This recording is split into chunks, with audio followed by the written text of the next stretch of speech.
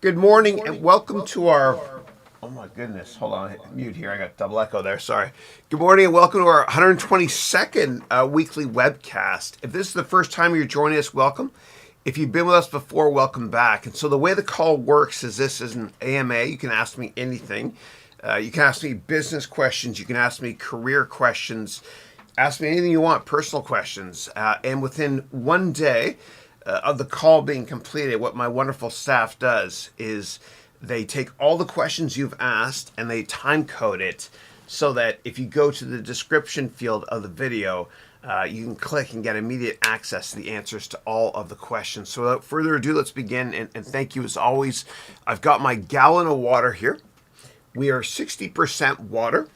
And I find that if I drink a gallon of water a day, it actually does much more for me than a perfect diet, perfect sleep, etc. This helps tremendously. It's been my biggest problem for years. You've seen me on this webcast for years, or for ages at least, where I'd go through the entire webcast, 9 hours or 10 hours sometimes. You remember those long ones in the past without getting up once. So I'm trying to drink a lot more water. It's helping a lot. I'm starting to feel a lot more upbeat, etc. So I recommend you guys do it too. So I'm not sponsored by anybody, nor will I ever be. I'll never sell out to you, my student. You guys are the customer. You guys come first. But if you want to buy this, just go to Amazon and search for it's called Bottled Joy. There's a lot of knockoffs that are the same product. But the way it works is it's got a number of slots here for time on the side. Let me get a better angle here. And so what you can do is at 7 a.m. I'm supposed to have drank that much, 8, 9, 10, 11, 12, up until 5 p.m. or 6 p.m., whatever it is. And you stop several hours before you go to sleep for obvious reasons. Anyway, without further ado, let's begin and let me take your questions there. Thank you. All right, so first up, I've got Srinivas. And I used to have a friend named Srinivas. We called him Shri. I'll call you Srinivas unless you let me call you Shri, though. Thank you. His name was Shri Sundarlingam. Very successful engineer. Went to University of Waterloo in Canada. That's Canada's MIT, or MIT is America's Waterloo. And now he's a big shot down here in the Valley. So Srinivas is saying, hi, Chris. Would you recommend people in their 20s to work in bigger companies or explore multiple roles in a growing, fast-paced startup? Yeah. So I recommend going to a startup only if you're excellent at one particular skill. Very, very good at it. So a lot of people in their early 20s go to startups in the tech sector because they love programming and they practice programming for years. They absolutely love it. Or they're very, very passionate about technology to the extent that they can sell it because they've lived it their whole lives, etc. So you don't want to be a jack of all trades when you go to a startup, because at startups you have to hit the ground running, because most startups never make it. For every Google, there's a gazillion other search engine startups that went nowhere. In terms of what to do when you're younger, you're not sure what to do. Well, I recommend that you get more of a generalist role if you're confused at first, working in a big company. And that way you can kind of learn the ropes and get exposed to different subsectors of business to the extent that you understand what you're most passionate about, so that you can focus on what your purpose is or what you love doing the most. Now, it's hard to find your passion, especially when you're a lot younger. For me, I switched careers a gazillion times now until I finally found my ultimate passion, which is teaching. I love to teach. I'm passionate about this. But it's good to get exposed to many different subsectors of business when you're younger. Now, another thing you can do that I highly recommend is to set up networking meetings with people that work in various industries, and even networking meetings with people that work at the company you're currently at, so that you can get exposed. Think of me like a waiter. I'm exposing you to a lot of different careers, and that's what mentors do, many different mentors, so that you can ultimately decide what main course you want to have for your career, so to speak. Now, the best way to network is to, you can download this book of mine. It's called Networking to Get Customers a Job or Anything You Want. And you just have to go to my website to get that, and I'll show you that really quickly. I've set up a gazillion networking meetings in my life, and my Yodas that have helped me humbly in my life have been many people I've met through networking that have guided me down the right career path. So just go to my website, harounventures.com, and then scroll down.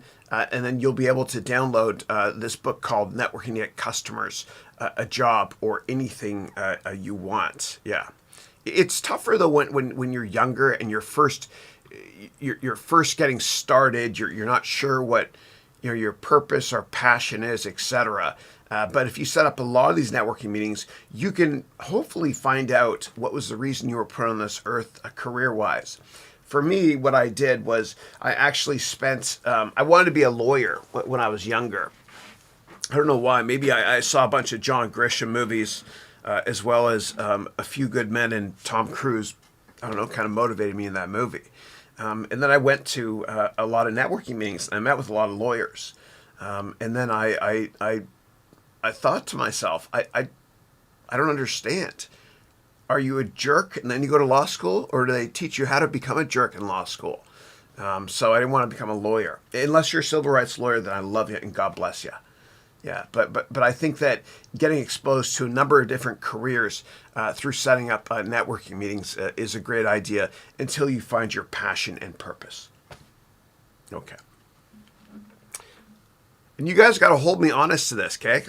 Right now it's 8 o'clock. And I'm on track. I'm between 7 a.m. and 9 a.m. here.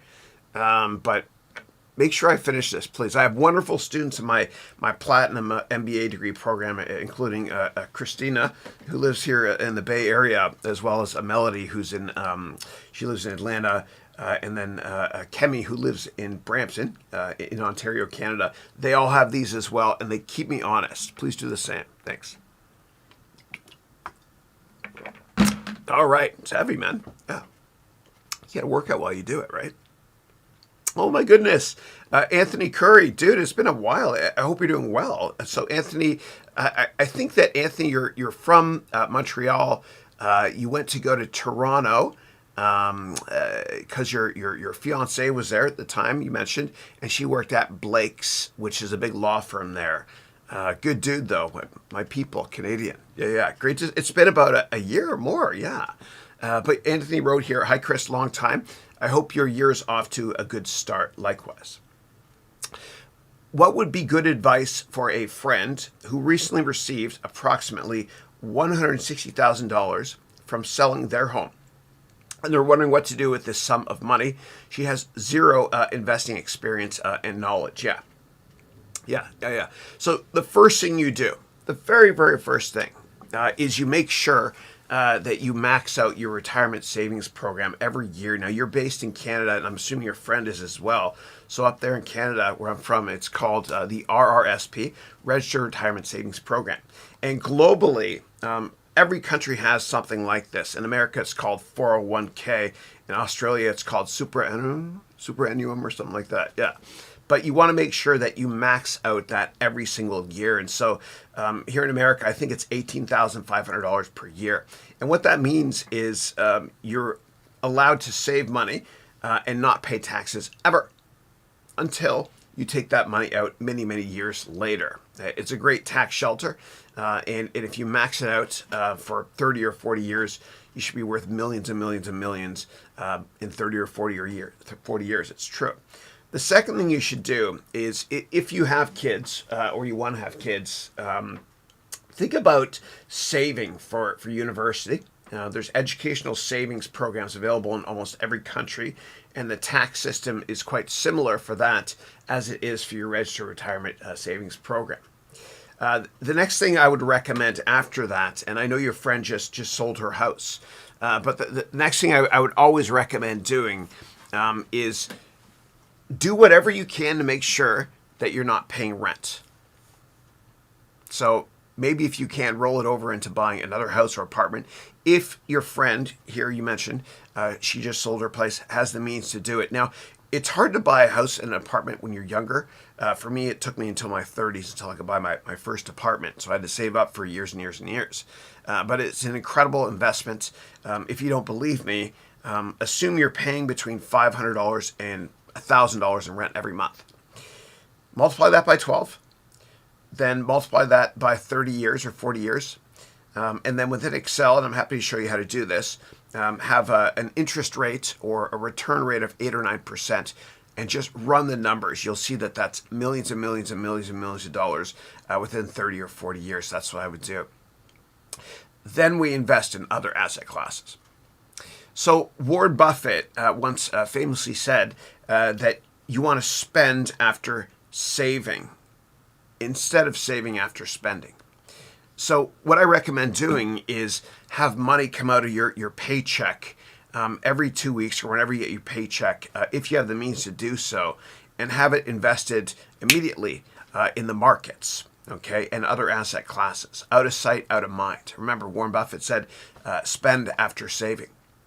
Now, when you have this money coming out of your account, what I recommend doing, and you can take my MBA degree program for more details, or any of my courses, and I have a course called the Complete Personal Finance Course that'll help you with this, and you can see it there on the bottom. Go here to be able to access those courses. Every course has a 30-day, 100% money-back guarantee, including my MBA degree program. So you got nothing to lose, everything to gain.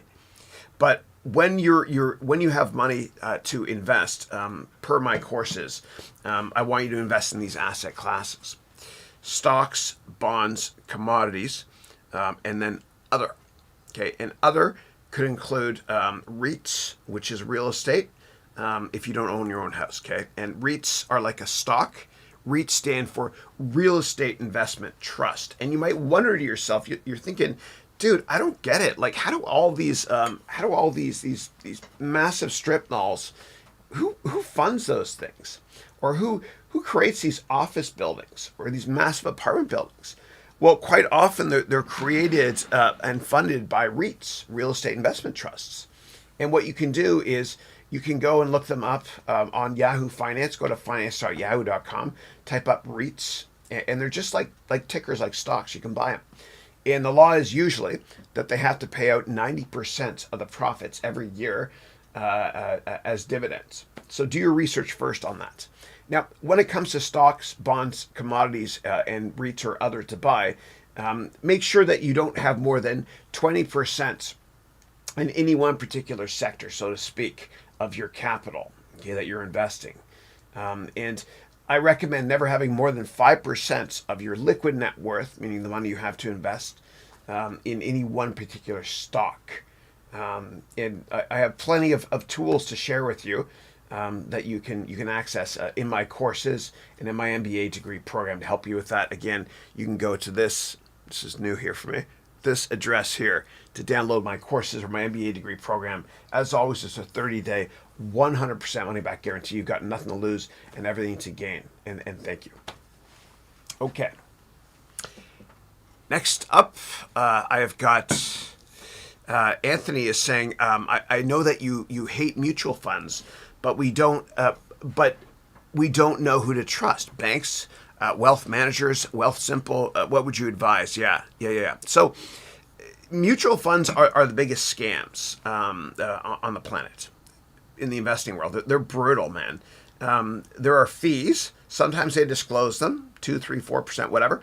And then there are hidden fees, which they don't disclose. Plus, it gets much, much worse because in many countries, governments will reward you for being a patient investor by taxing you less on money you've made in less than 1 year. Okay, it's called capital gains tax. If you hold financial instruments, stocks, bonds, whatever it is, in many countries for more than a year, and then you sell it and you make a profit, you pay less in tax. That's lower capital gains taxes because governments want volatility to be mitigated in the markets because that leads to fear, panic, and all that stuff in unstable markets.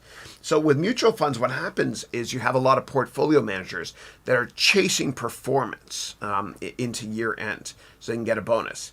And when they chase performance, they buy and sell stuff.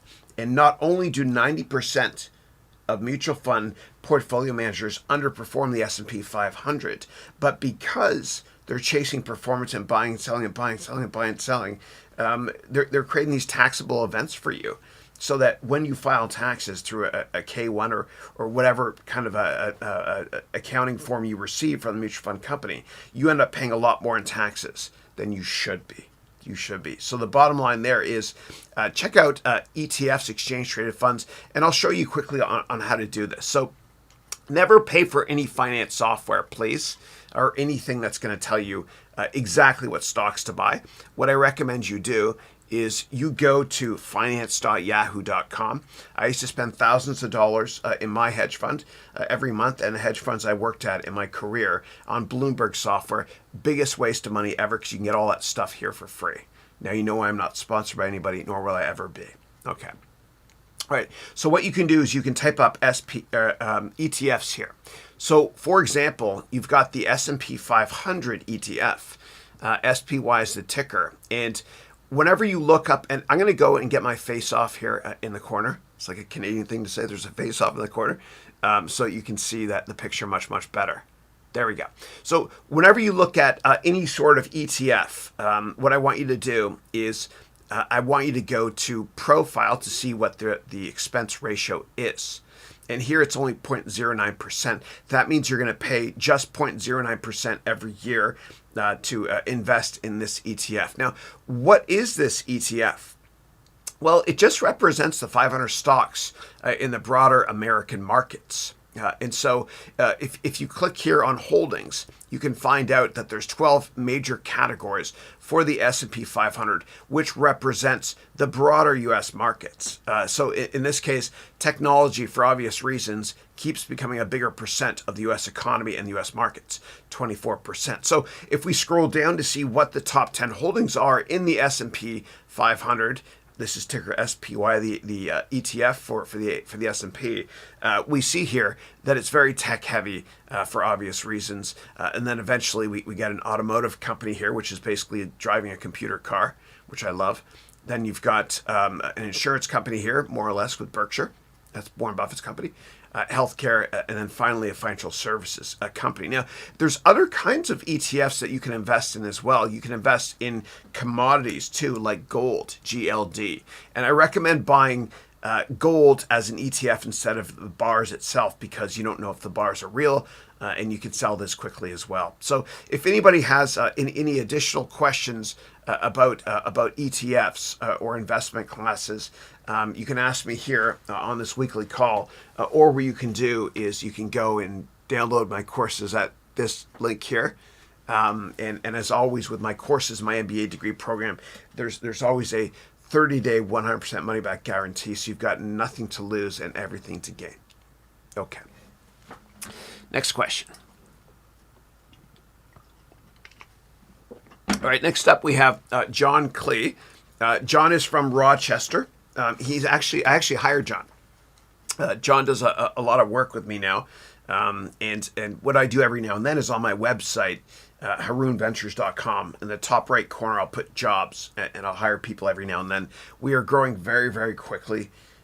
Business is humbly very, very good. And I met John, I think it was on week number 10 here on my weekly call. I've never met him in person. He's awesome. Oh, he does great work. John is from Rochester again. Great to see you, John. And I do name association too. So that's how I remember a lot of names. So whenever I see John, the first question he asked me on webcast number 10 or whatever it was ages ago was, who are my favorite Canadian comedians? And so when I see his name, I remember that because I think of John Cleese, the great British comedian. So John from Rochester is saying, hey, Chris, happy Thursday. Likewise. Have you seen what is going on with GameStop, AMC, BB, etc.? I have, yeah. And I'll explain exactly what's happening, because I've lived on both sides of the trades working at a hedge fund.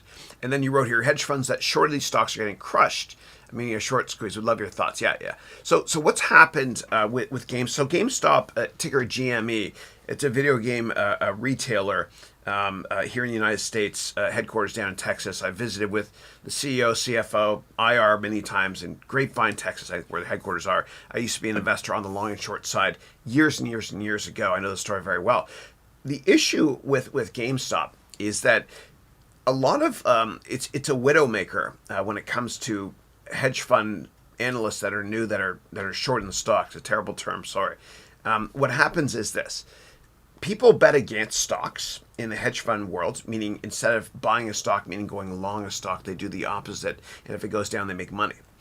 But what happens is sometimes it's so obvious what a great short idea is, or betting against a company, that so many hedge funds get involved and it gets crowded very, very fast.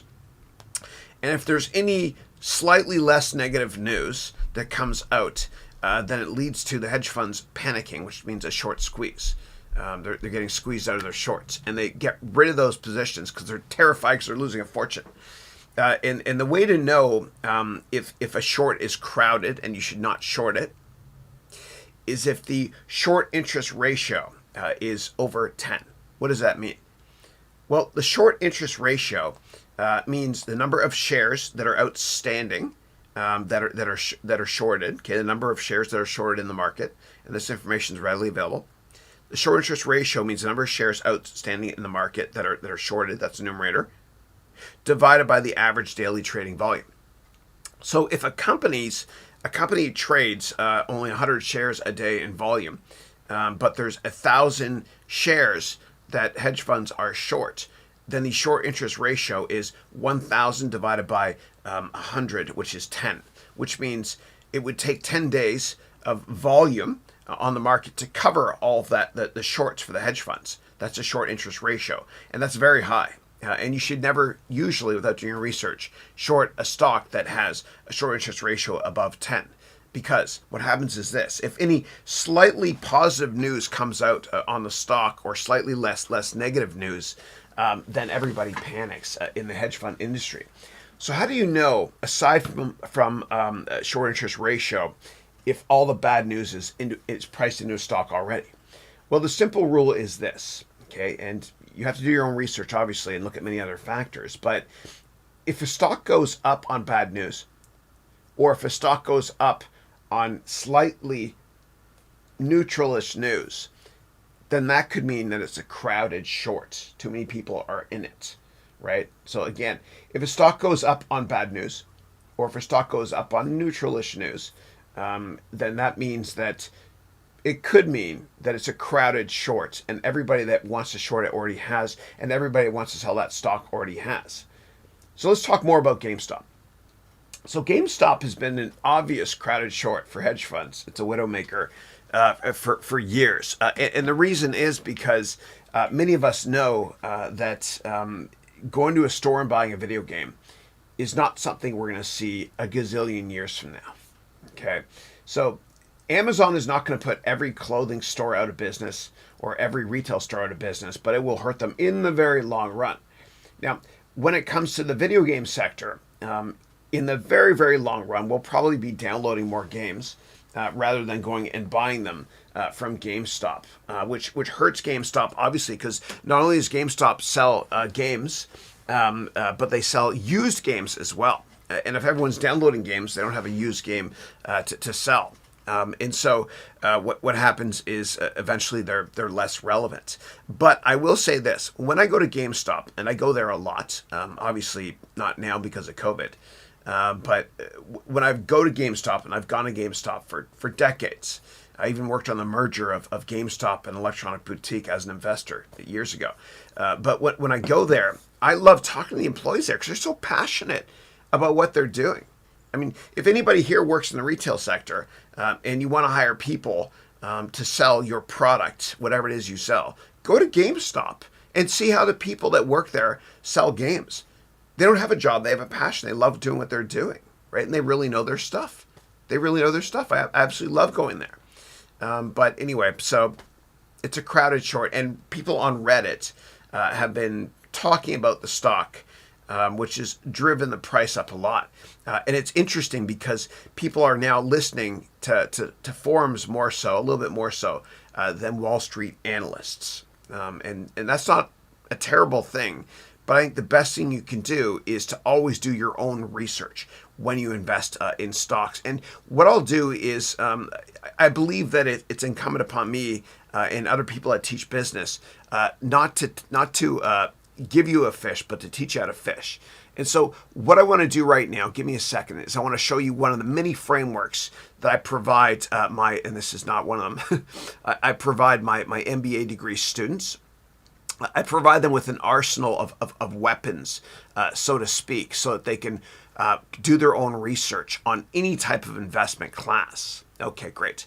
So right here, and let me just check, see we're recording good. Right here, this is one of the weapons, so to speak, that I provide my students with. And so this is a simplistic Excel spreadsheet I made. There's no macros. Macros are bad. That means that there's code being run, which means viruses potentially. Okay, and I'm sorry if you can't see this perfectly here. But what I've done here is I created this, and there's 100 different steps to analyzing companies. Okay, and what I did was I put it in 3 buckets: qualitative investment research, quantitative, and financial research. And again, this is for my MBA degree students. You can go to the website on the bottom here in black and find out more about the program. But I help you analyze everything you need to know about a company from scratch. And there's dummy data in here right now, but I also created for you, based on the data you enter in, a lot of charts that will help you understand the underlying stock you're doing research on in terms of sector exposure, shareholders, TAM, total addressable market. That is the bill of materials here. That's called BOM. GDP per capita, where the company sells their products, GDP heat map here by countries by revenue where they sell their products, population growth for those countries, because if you get the macro wrong, the micro doesn't matter when you're doing investment research. Also, the top customers, the average selling price, meaning ASP, and volume trends, location of employees, DAO and MAU if applicable, and that stands for daily active users and monthly active users for websites. And of course, just a ton of other charts here for earnings growth, revenue growth, operating margins, etc. And all this is based on questions that you answer here, okay, directly in here.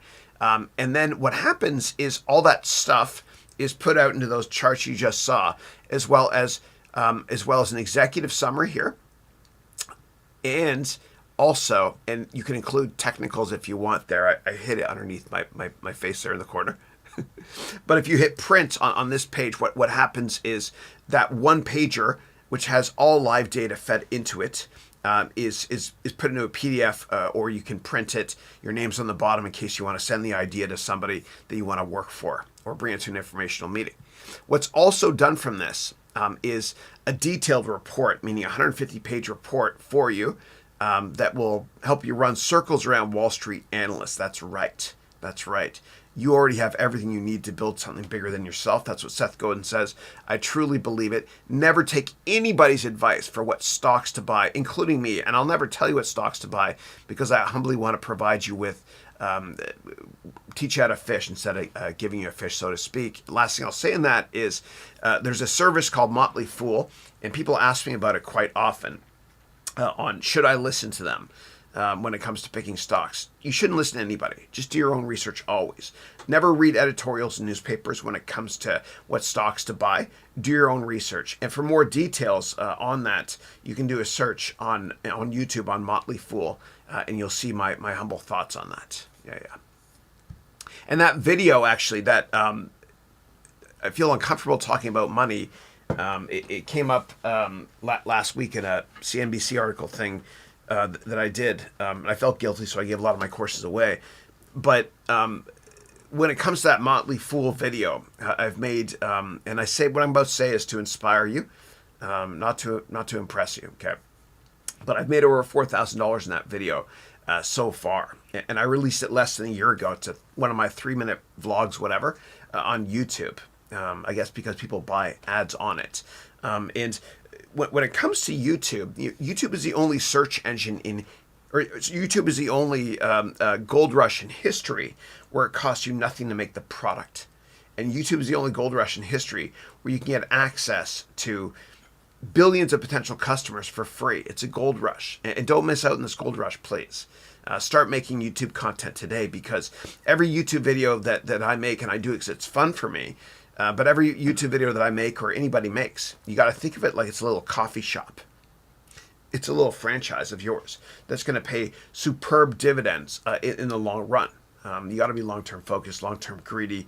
As Warren Buffett said, the longer the view, the wiser the intention. The bottom line is, if you want to learn how to create YouTube content to sell your business, your product, yourself, whatever, market yourself, you can always take my MBA degree program, or you can go right here to learn.harounventures.com to take my complete YouTube course. Now, I'm not an expert in YouTube.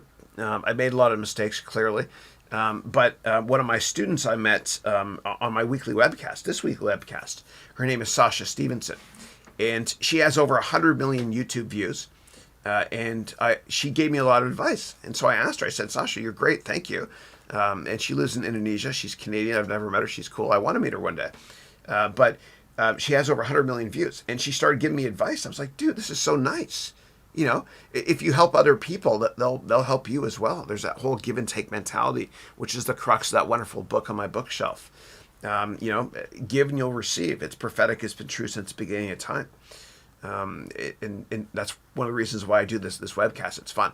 And so what I did was I approached Sasha, and I said to Sasha, do you want to make a course together on YouTube? And we did it. It was fun.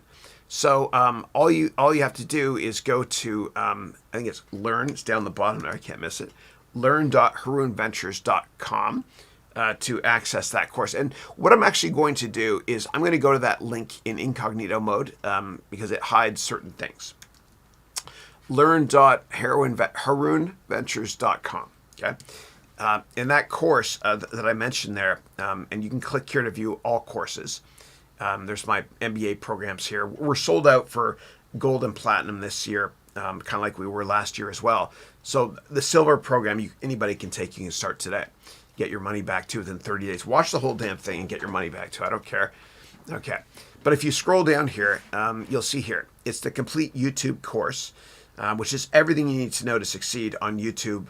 And Sasha Stevenson, she's incredible. So again, she has over 100 million YouTube views on her channel. You can search her up as well. She's a comedian. She's funny as heck too. And if you have any other questions about YouTube or any of my courses or my MBA degree program, please let me know. And thank you as always. Oh my God, I talk a lot. Okay, let me move on now. All right. Next up, we have Rowena. First time I've seen you on the call. I hope you join us again. Thank you. So the question is, hello, Chris. Hope you're doing well. Likewise. Everybody talks about the upcoming market crash this year or next year. Do you think this will happen, and why? How do you prepare for a potential crisis and swings? Great question. Yeah. I never think of it that way. You know, it's too hard to call the market. A lot of hedge funds went bankrupt last year for being negative on the market because of COVID. It seemed logical, right, from a short-term perspective. You know, things are not going to be good in the world, so stocks will go down. But they didn't. They went up. And I can go there if you want me to. I can explain exactly what happened from many. It's controversial, but screw it. I'm going there. And then I'll talk about this year, okay? And before I go there, I got to just first of all mention a quick quote, which is, the market can stay irrational longer than we can stay solvent. Yeah, and I worked for this wonderful man, God bless him. His name is Art Sandberg. He passed away recently. I worked for him at a great hedge fund called Pequot. And I remember back in '06, we were looking to short Lennar and KBH, ticker LEN and KBH, home builders. The reason was because of the housing crisis, and we wanted to short private equity bubble-based companies. And he said to us at the time, I remember that, Art Sandberg, God bless him, he said, son, I've been around long enough to understand not to stand in the way of insanity. Markets peak, markets trough. You can never call the peak or the trough, which is why I love to be a long-term investor, because it works much, much better. Yeah. So before I answer your question, in terms of why the market has been up in the face of all this negative news over the past, year and a half, whatever it is. Well, governments have, there's two sets of medicine that governments have to fix an economy from a finance perspective, nothing to do with COVID. And the two sets of medicine that governments have are number one, fiscal policy, and number two, monetary policy. And let me explain what that means. Let me kick it off with monetary policy, which, as it says, as the name implies, is the policy of money. Okay. The first medicine is monetary policy. And it looks like I didn't shave this morning, so I got a little bit of a 4 o'clock shadow here. Just hope it's not my hot chocolate here, but yeah, sorry. Keeping it real. Yeah. So monetary policy is the policy of money, and that means that governments, when they're worried about the economy, they cut interest rates. And the way they do that is as follows, okay, monetary policy. Let me first of all talk about a ridiculous example, a grocery store, okay, before I talk about the policy of money. This will make more sense in a second. So when you go to the grocery store and you buy avocados, for example, and you go there, they're $1 each, let's just say for fun, and you go there one day, you see they're $3 each. And you're like, dude, I don't get it. Why are avocados more expensive now? And so you go to the store manager and you say, store manager at Trader Joe's or whatever store we all shop at, why is it that the price of avocados has gone up materially in the past couple of days or so? And the store manager tells you, oh, yeah. It's because we import avocados from Mexico, and there's been a drought there. And so because of the drought, fewer avocados are being grown. So the supply of avocados is down, but the demand for avocados is constant because the Super Bowl is coming up and everyone wants to make guacamole, okay, which is from avocados, yeah. And so you're like, okay, I get it. Okay, so there's less supply of avocados, but demand for avocados has been unchanged. So that's why the price goes up. That makes sense. Okay, good. I get it. Okay. Back to monetary policy. So the store manager of the United States is the person in charge of monetary policy, the store manager of money for the United States. Okay, and that person is called the Federal Reserve Chairperson. Okay, and that they control the policy of money, the amount of money out there. In Canada, it's called the Bank of Canada. In other countries, it's called the Bank of your country, or the European Central Bank, or the Minister of Finance in Japan, etc. So the store manager for money in a country, in America, it's the Federal Reserve Chairperson. What they do is they control the supply of money. And they do it just like the avocado example. So when the government wants to slow down the economy or make it better, what they can do is they can change the supply of money. And so if there's less money out there, then what happens is the price of money goes up. Okay? We mean the interest rate goes up. And if there is more money out there, that means the supply of money, like the supply of avocados, is bigger, and the price of money, or the price of avocados, goes down. Okay? And the price of money is based on the interest rate. So here's how it works. let's pretend, and remember, we're talking about the first kind of medicine to fix the economy, monetary policy. We'll come to fiscal in a second, okay? And yes, this does impact the stock market big time. Okay, so let's pretend that I'm the government. I'm the U.S. government, okay? And you're all consumers. And I have a bond. And this bond is just debt. It's like you getting a loan, but it's for a country or a big company too. I'm the government, and I have this bond, and I'm going to sell it to you. Why are you going to buy it? Well, because there's an interest rate on it. You'll make money. It'll be a good deal, and because it's U.S. government, you trust them. Okay, so here's this bond, and you're a consumer. All of you on this webcast, you buy this bond because it's a good investment. In return for taking this piece of paper, this bond, I take your money. Okay? Thank you. Now, I take that money, and a lot of it I take out of circulation. And some of it I use to build bridges or defend the country if there's a war, God forbid, etc. Okay, so a lot of this money is out of circulation. So all of a sudden there's less money out there. So what that means is interest rates go up. The demand for money goes up. There's less of it out there, man. So and basically what happens is when the government wants to slow down the economy, they'll do that. Okay, they'll sell bonds. In return for you getting the bond, you give me your money. I take it out of circulation. Now there's less money out there, and interest rates go up. Now the inverse is true too. When the government wants to stimulate the economy or help it, what they do is they buy back bonds.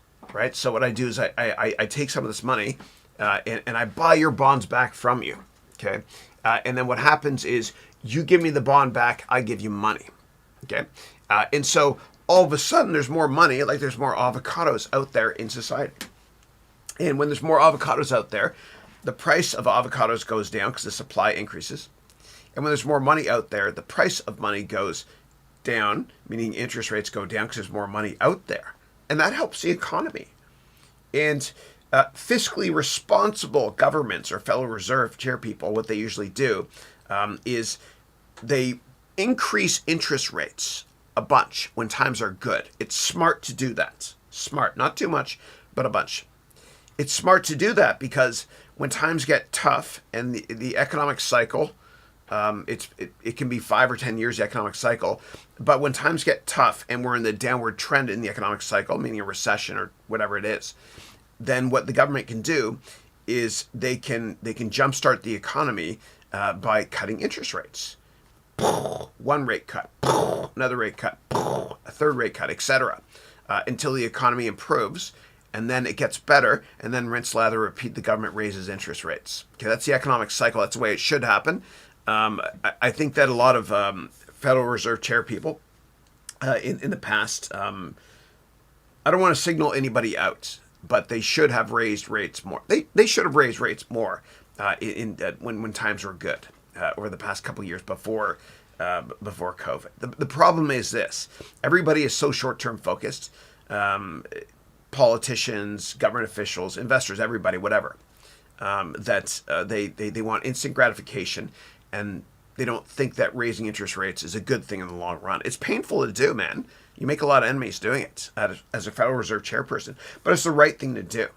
And whenever the Fed and remember, this is just the first of two pieces of medicine. The other one is fiscal policy. We'll get there in a minute. We're talking about the policy of money. Okay, monetary policy.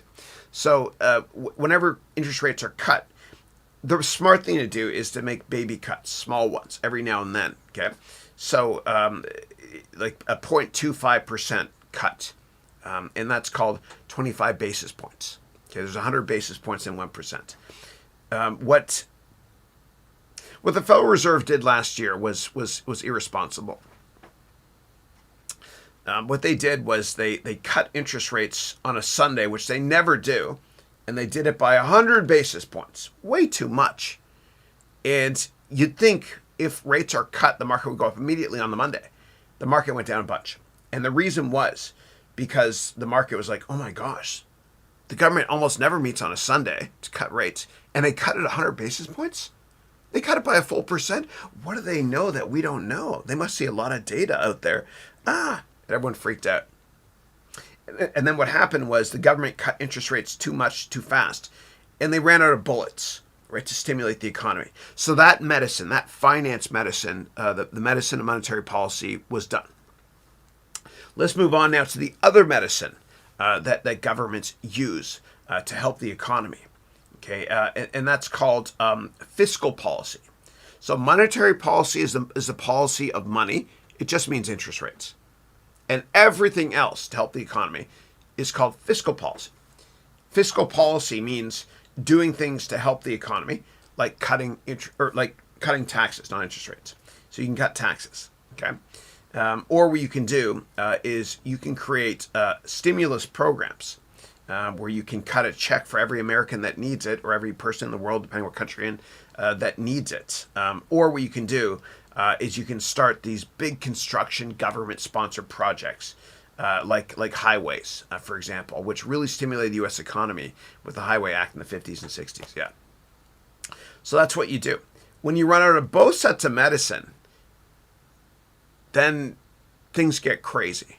Things get crazy. Desperate times call for desperate measures, and governments start doing things they've never done before, or they rarely do. So, for example, in 2008, when we were within 24 hours of bank machines not working, what the government did was they made it illegal to short 800 stocks, right? Like a lot of banks I was short, and I never covered, right, until the next year at least. Thank God. Yeah. They do stuff like that. Or they take away certain freedoms, whatever it is. Yeah, and the whole world right now is moving a little bit more left-wing, in my humble opinion. Since I was a baby, when I was born, President Nixon went to China. He did some good things there, opening up the market. And my whole life, the whole world's becoming less socialist, a little bit more capitalist. Up until the past year, it's going the other way, which does worry me. I hope that we get a lot of these freedoms back. I'm not going to go there anyway. But what happens is when you run out of medicine from a fiscal policy and a monetary policy perspective, you have to do different creative things. And so I'm not saying this did happen or didn't happen, but maybe it did. I don't know. But I'm going to talk about, okay, if you're a government, and I'm not going to talk about the U.S. government in general, I'm going to talk about governments globally. I don't want to get myself in trouble here for surmising what I think might have happened.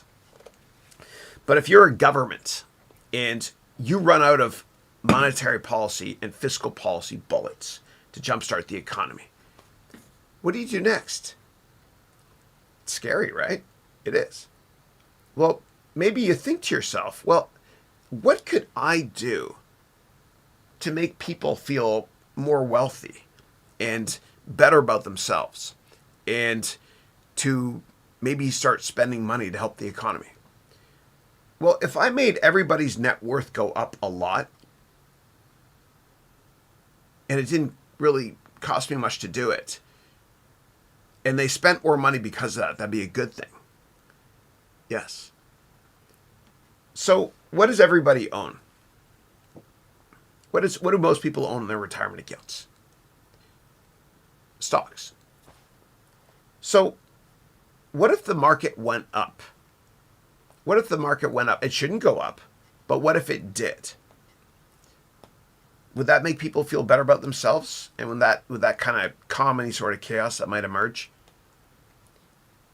Probably. Now, before I go there, okay, and I know what you think I'm going to say next, I need to talk about China for a second here. So the Chinese government, I think China is more reliant on America than vice versa. China is always worried about civil unrest. What happened with Tiananmen Square is the tip of the iceberg back in '89, where CNN just happened to have a film crew there, thank goodness, because everybody is CNN or Fox News or BBC, whatever it is these days. I'm trying not to be political here. By the way, I get all my U.S. political news from BBC because it's not as extreme as CNN and Fox. No filter here, yeah. But so China is very reliant on the U.S. and vice versa too. U.S. buys Chinese treasuries. And it upsets people when I say this sometimes, when I say that China is more dependent on the U.S. But I think they are. because of social unrest. They are worried about it, which is one of the reasons why I think with COVID. So the Chinese government, COVID is awful, awful, awful. I think they could have squashed it earlier, but they didn't, because there's a lot of rioting, peaceful protests. My heroes in Hong Kong protesting. And how do you get protesters to go home without bringing in troops, etc.? Remember those riots. They're not occurring anymore. Well, maybe you let COVID go slightly longer than it should have. Big mistake by the government there, obviously. But when it comes to China with the United States, so the Chinese government, about 1/3 of revenue on the planet is the United States economy, close to it, GDP. And China is very much reliant on the United States because they're an export nation. So if you're the Chinese government and you look at the United States, and by the way, 2/3 of the GDP of the United States is consumer spending. How do you make consumers spend more to stop crazy social unrest globally, or China, whatever it is? Well, maybe if the market goes up. So would it be too far-fetched to think that certain governments, I'm not going to say which ones, may or may not have purchased the most shorted stocks or whatever it is and forced the market to go up? There is that possibility, because you run out of fiscal policy and monetary policy, and desperate times calls for desperate measures. So that's one of the reasons why the market has also been going up. In terms of what is my call on the market in the near term, I have no idea. You know, I think that you have to be a long-term investor. I really do believe that the longer the view, the wiser the intention, as Warren Buffett said. You know, when Warren Buffett invests in stocks, when he invests in the market, he does so with the understanding that the market might be closed for 10 years. And obviously he knows the market is not going to be closed for 10 years. But that's how long-term focused he is. And you need to be long-term focused as well, because you can't be a trader. And a lot of people, because the market was up a bunch last year, a lot of people are starting to say, I'm just going to be a trader. And people get upset with me over this. You should see the messages I get. People get really upset. But I say you can't do that as a career, because you'll be fooled by randomness. And if you make money the first time doing that, that's the worst thing that can happen. Because if you go to a casino, and the first time you walk into a casino and you play roulette, you put it all on red or black or whatever it is, and you make a lot of money, you might think you can keep doing that. But one data point doesn't make a trend. It's impossible to make money monthly, because every month has 20 trading days or 20 weekdays, and stocks go up and down because of random stuff. Geopolitical saber rattling between, I don't know, Beijing and DC, if there's a trade war, which there won't be, or between Riyadh and Moscow with the price of oil, etc. Or it might be that you own a stock that goes up a lot because a competitor released good news, or some people on Reddit started talking about things to push the stock going up. You can't control the near term. There's a great book by Nicholas Taleb called Fooled by Randomness. A lot of people that want to trade now are being fooled by randomness. Please don't do it. Please look at fundamentals first, valuation second, and technicals a distant third. And this is why when I teach in my finance courses and my MBA students, that's why with the, and this is one of the many arsenals or weapons in your arsenal I provide, or templates or frameworks I give my MBA degree students. But this is why when you create a one-page report, never buy a stock until you create a one-page report.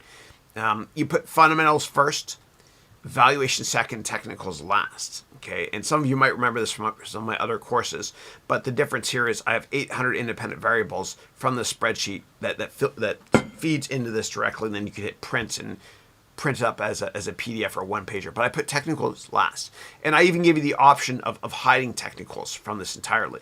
But if you look up here, and I apologize, it's kind of tough to see, but all of the investment research steps, I have 100 of them. The very last one here I put is technical analysis. The very, very last one, because there is demand for it. And yes, it makes sense to look at technicals to be able to take a little bit of profit if a stock is overbought. But your core position, your core investments should be very, very long-term focused based on what I teach here. Yeah. So anyway, hopefully that answers your questions. If you have any follow-up questions based on that, please let me know. The bottom line is, please don't be a trader. Please don't be short-term focused. Please be very, very long-term focused. Thank you. It's raining outside. It never rains here. So what I'm going to do, give me a second. I'm just going to go and close this window here. Oops.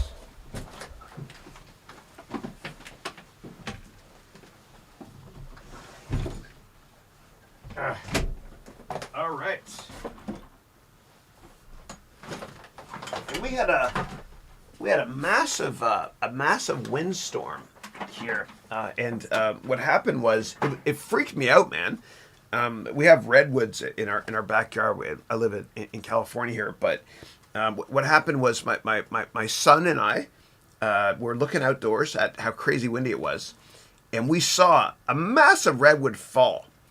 And it fell, and it went onto 2 properties. It was a disaster. Disaster, yeah. A lot of wind here. Yeah.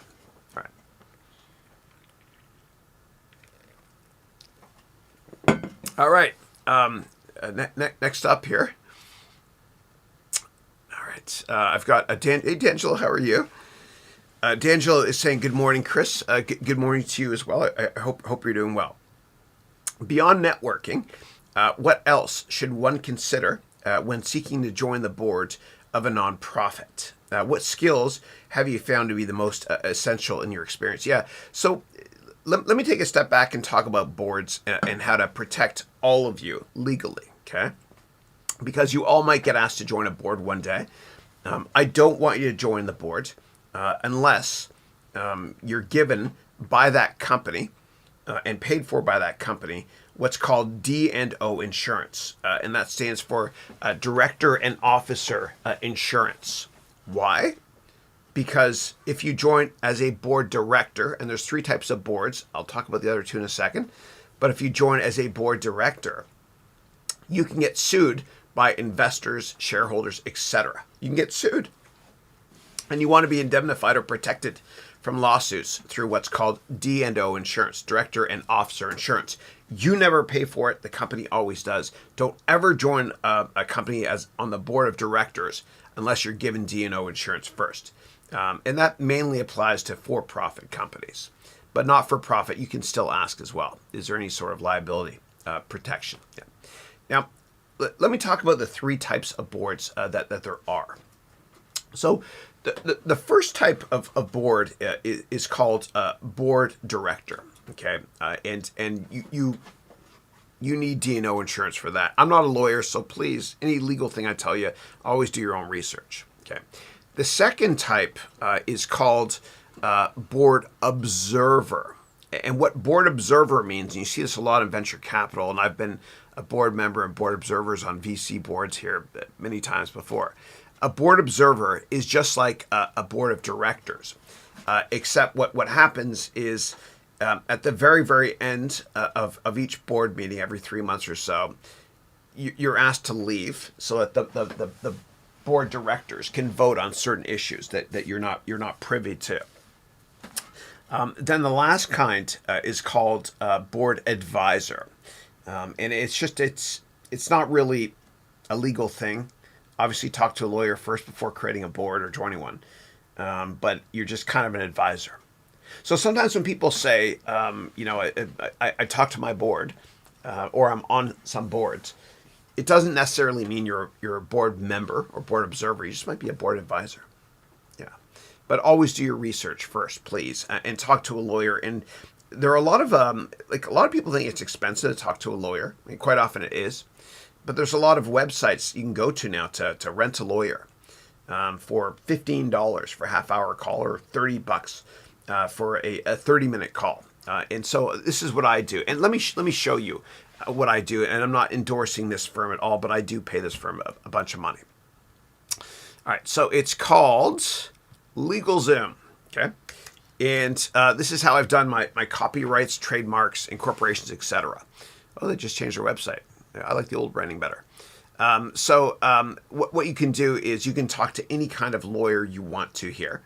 An estate lawyer for your trust, intellectual property, and I haven't done patents. I've done tons of trademarks, copyrights here, and other stuff as well. Registering your company as an LLC for whatever it is, or get advice on joining a board, whatever.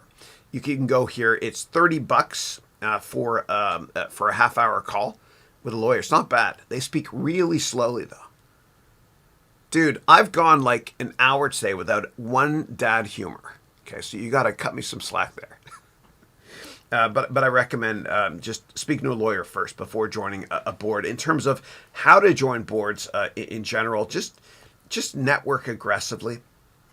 And so I've got this book here on networking. You can go to my website, harounventures.com, to download it for free. It'll help you to be able to network to take your career to the next level, so to speak. But usually you have to have a bit of experience in a certain sector before you're asked to join a board. Yeah. But I really do believe in the whole, give and take mentality in life. Some people call it karma, some call it karma synchronicity, call it what you will. But there's this great book down here called Give and Take, written by Adam Grant. The bottom line message of that book is that the poorest 1% of people in the world are givers. People with beautiful souls, like Mother Teresa. I love her. When is Hollywood going to make a movie about her? I'd love to see it. She's the best. The middle 98% of people in the world are takers. Most people are takers. Most people are avaricious. They just take their whole life. And then the top 1% of people in the world are givers. Okay, meaning a lot of billionaires. They're givers. They helped other people along the way. I'm not saying because you have a lot of money I respect you, but it's something you can quantify. Give and you'll receive. It's prophetic. It's been true since the beginning of time. If you help people, they will in turn help you in the long run. That makes you feel good about yourself too. That's how you join boards. You help people in the long run. They'll return the favor. All right, and your goal is I'm a pretty competitive guy, especially for my students. I'm a pit bull and a pork chop for my students. I'll do anything. I'll walk through walls to make them successful, but I'm very, very competitive. So when I'm on boards, my biggest goal is to get the first call from the CEO when she or he needs help. That's the measure of a great board member, by the way, or board observer or board advisor, is you get the first call from the CEO when they need help. And I always thought of myself humbly as a prosthetic extension of the management team, to the extent that I wanted to help them as much as I could. I want to help. And I think that in board meetings, you don't talk unless you can help. And so I introduced my CEOs of my portfolio companies. I was on the boards up to tons and tons of different CTOs to customers. Yeah. All right, next up. All right, let's see what we got here. Oh, and I see Michael Reynolds. I see you there, Mike. Michael, I gotta thank you from the bottom of my heart, brother, for that donation you made to that charity that I started. Thank you. God bless you. And not only that, but the message that you left me on that GoFundMe site. Thank you. God bless you for that. Thank you. From the bottom of my heart. Not just the money. Thank you. The message that both touched my heart big time. Thank you. Thank you. I hope you're doing well up there in Sonoma, and hopefully it's not as crazy, rainy, windy as it is there as it is for me here. Love you, brother. Love you. Cool. All right. And let me actually go. So I'm going to go to the bottom here to Michael's comment, and then I'll come back and answer more. Michael said, and Michael started a wonderful charity up in Sonoma. And Michael, if you ever wanted to, and you know that you get all my courses for free forever, and everybody that's in your charity forever. You do great things, brother. If you ever wanted me to profile your company here, let me know from a case study perspective. Thank you. So Michael's saying, good morning, Chris. Sorry I can't watch live today as I have to lead a training this morning. I'll watch it later. Thank you. And Michael said, I want to share a quote that reminded me of your approach of throwing all the parts to a plane off a cliff, which I'll explain to everybody in a second. Jumping off and trying to assemble it before you land. And your quote is this. Michael said, here, quote, if you have everything under control, you're not moving fast enough. That's Mario Andretti. I love that. I love that. And you got to create chaos in your life. I love it. Yeah. I love that Mario Andretti quote. Thank you. And he wrote here, have a great day, and thank you for being such an amazing human. No, thank you. God bless you for that donation of that art, my charity and stuff. Thank you. God bless you. Thank you. I love that. And the airplane thing that Michael is, God bless you, brother, that Michael is referring to is a quote. It's something that I mention every now and then, which is, I love to challenge myself. This is going to sound out there, but you'll understand a little bit more about who I am, for better or for worse. But I always feel like whenever I start a company or a new product or initiative like this MBA degree program thing, I feel like I'm standing on the edge of a cliff. And I'm looking out over the cliff. And I throw a bunch of airplane parts off the cliff. Then what I do is, because it's so over my head what I'm doing, story of my life. Then what I do is I jump off the cliff, and I have to try to assemble the airplane before I land. And that rush of being over my head and really challenging myself is what drives me. So that's what I felt like last year with the MBA program. Thank goodness, I'm humbled to say it's worked out incredibly well. But you got to take risks, and I take a ton of risks. And so let me show you my favorite quote of all time. It's Michael Jordan, of course, said, and this is a big Michael Jordan day too. You see in the background, I've got another poster of his. I failed over and over again in my life, and that's why I succeed. Yeah. You got to be willing to fail a lot and not give a damn what anybody thinks you as well. Yeah. Cool. All right, next up we've got here. Let's see here. Naman is saying, hey, Chris, why the chat option has been disabled on the website to chat with your team? I'm unable to see it. Please confirm. Thanks. Yeah. You can always send a message to us, and it's listed in the FAQ section, I think, on my website too. You can always email 2 emails. One is support@harounventures.com, and then the other one is admissions at harounventures.com. And let me show you the customer support product we use in case other people watching this want to figure out a way to upgrade their support process. Okay, so let's say that you're a smaller company and you're starting to get a lot of inbounds, or even a medium-sized or large company, and you're like, dude, we're having growing pains. How do we simplify customer support? I'll show you what we do. I have nothing to hide. I show you everything always. So what I use is a product called Fresh Desk. So I'll go there with you. freshdesk.com. Okay. Customer support right here. And then what I do is you can log in as or you can send a message to me. It's Haroun. Give me a second. harounventures.freshdesk.com. Okay. But you can always email support@harounventures.com. I just want to show you how this works. Okay. So yeah. Okay. Log in. Great. Okay. Yeah. All right, come on, log in. It's killing me. Here we go. Good. Okay, great. So the way it works is you submit a ticket, right? So right here, I just received somebody. It sent a message, and it might be you. Okay. Yeah, and I'm not going to open that. Might be more of a personal message there. But whenever I get messages, this is how I respond to them. And then what I can do is I can forward them to different agents, right? Or other people I work with and mark them as open or closed. So whenever you send an email to support@harounventures.com or admissions@harounventures.com, it comes right to here directly, freshdesk.com.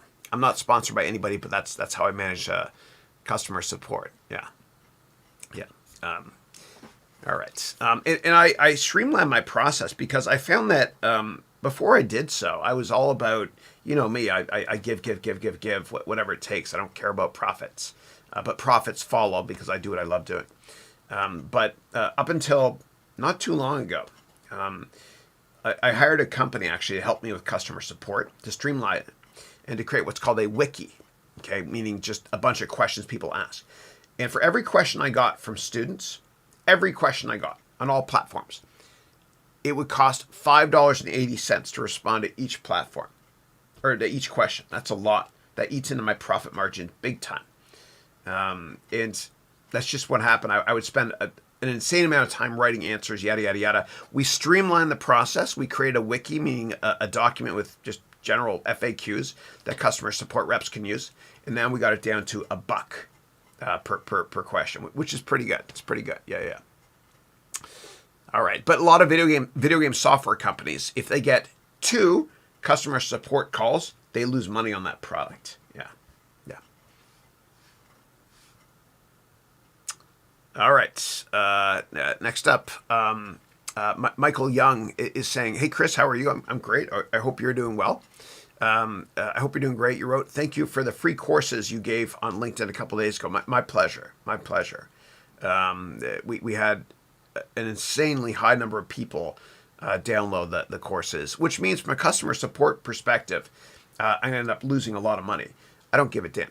But my team, I told them, get ready, man, for an inbound, tons more questions. Yeah, yeah. Last time I did that was, and it was into the 6 figures. I mean, the number of courses people download. Last time I did that, it was over 1 million in a day during March of last year. And one of the reasons I did is because I care.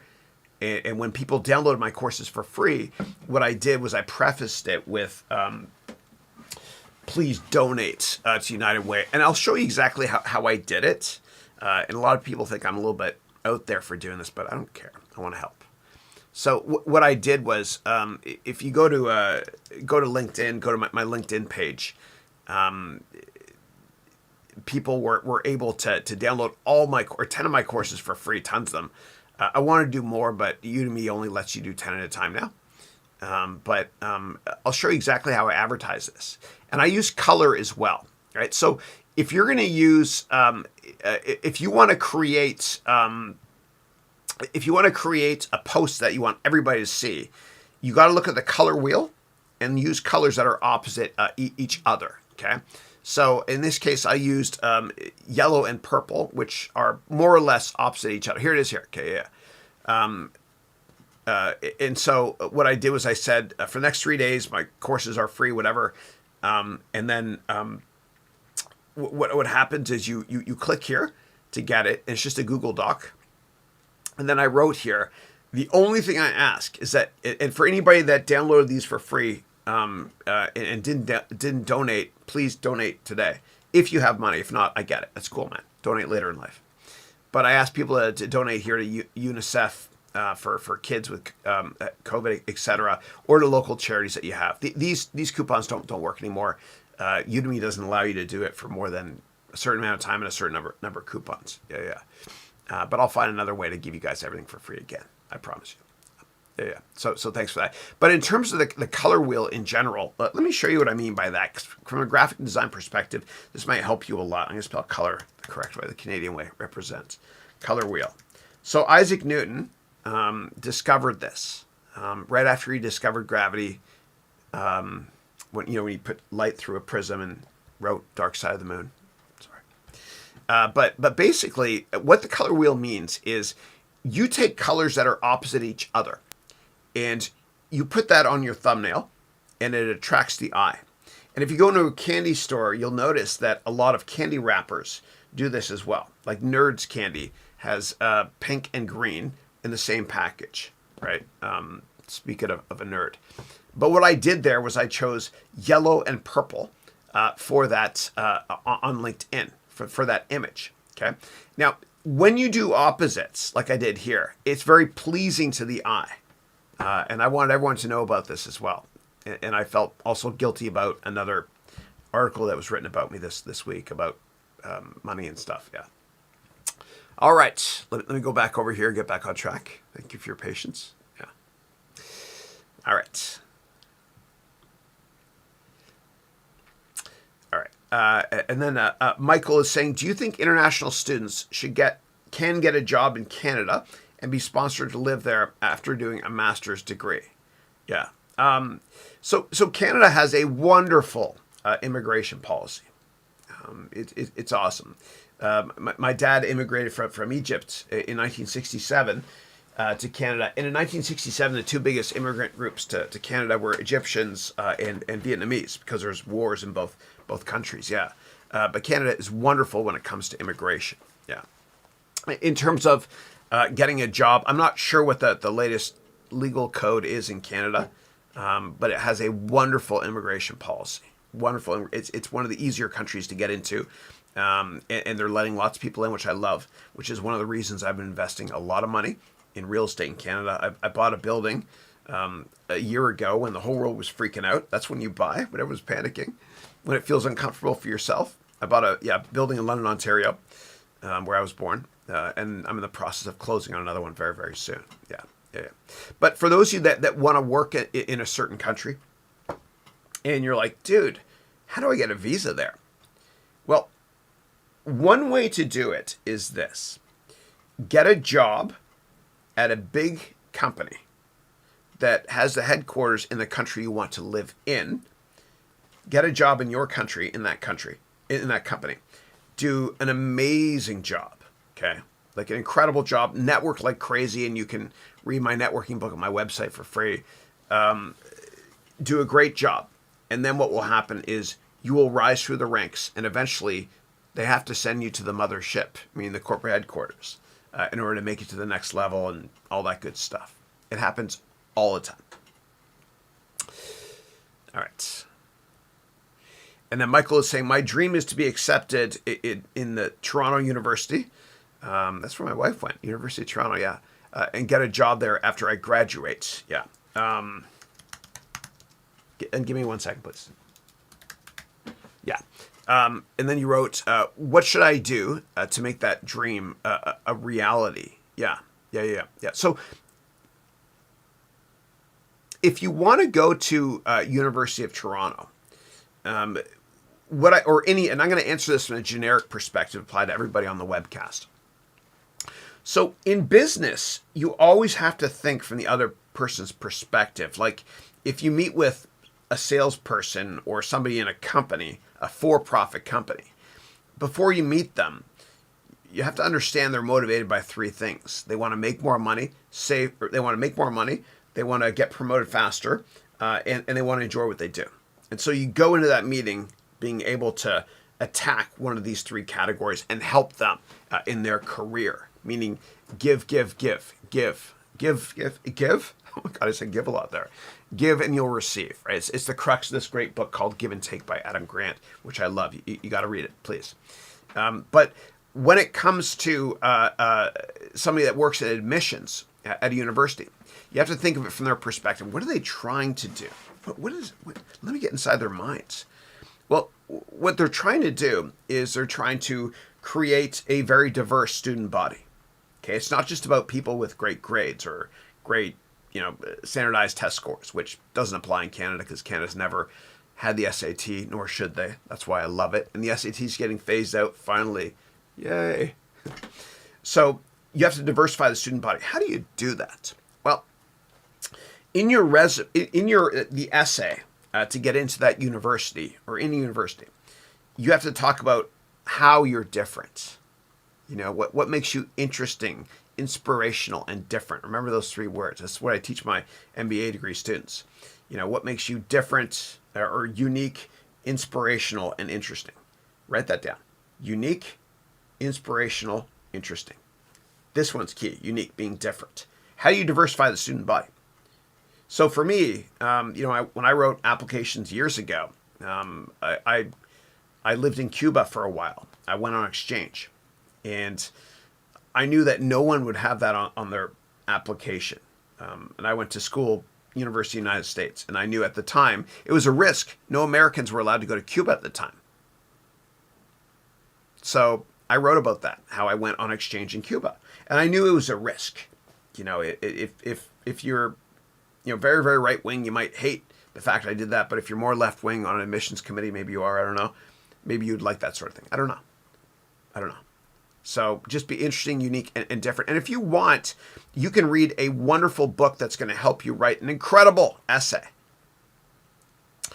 And that book, it's really short. It's written by a husband and wife named Carpenter and Carpenter. And the name of the book is Marketing Yourself to the Top Business Schools. You don't have to go to a business school or whatever it is, but this book is short. It's 145 pages. I read it. I remember when I applied to universities, I read it and I went golfing by myself. It was bizarre, all by myself. And I read that book in between holes. And I made little notes in the column on the side there. Yeah. Marketing Yourself to the Top Business Schools by Carpenter and Carpenter. You don't have to use it to get into a business school, but it helps you write your essays to come across as unique and interesting and inspiring as well. Okay. All right. Next up, Siddharth. Hey, Siddharth is saying, hey, Chris, hope you're doing well. Likewise. Today, I'd like to talk to you about how to keep oneself motivated in what do you feel you're lacking the motivation. Okay, yeah. Okay. So the question is, how do you increase your level of motivation?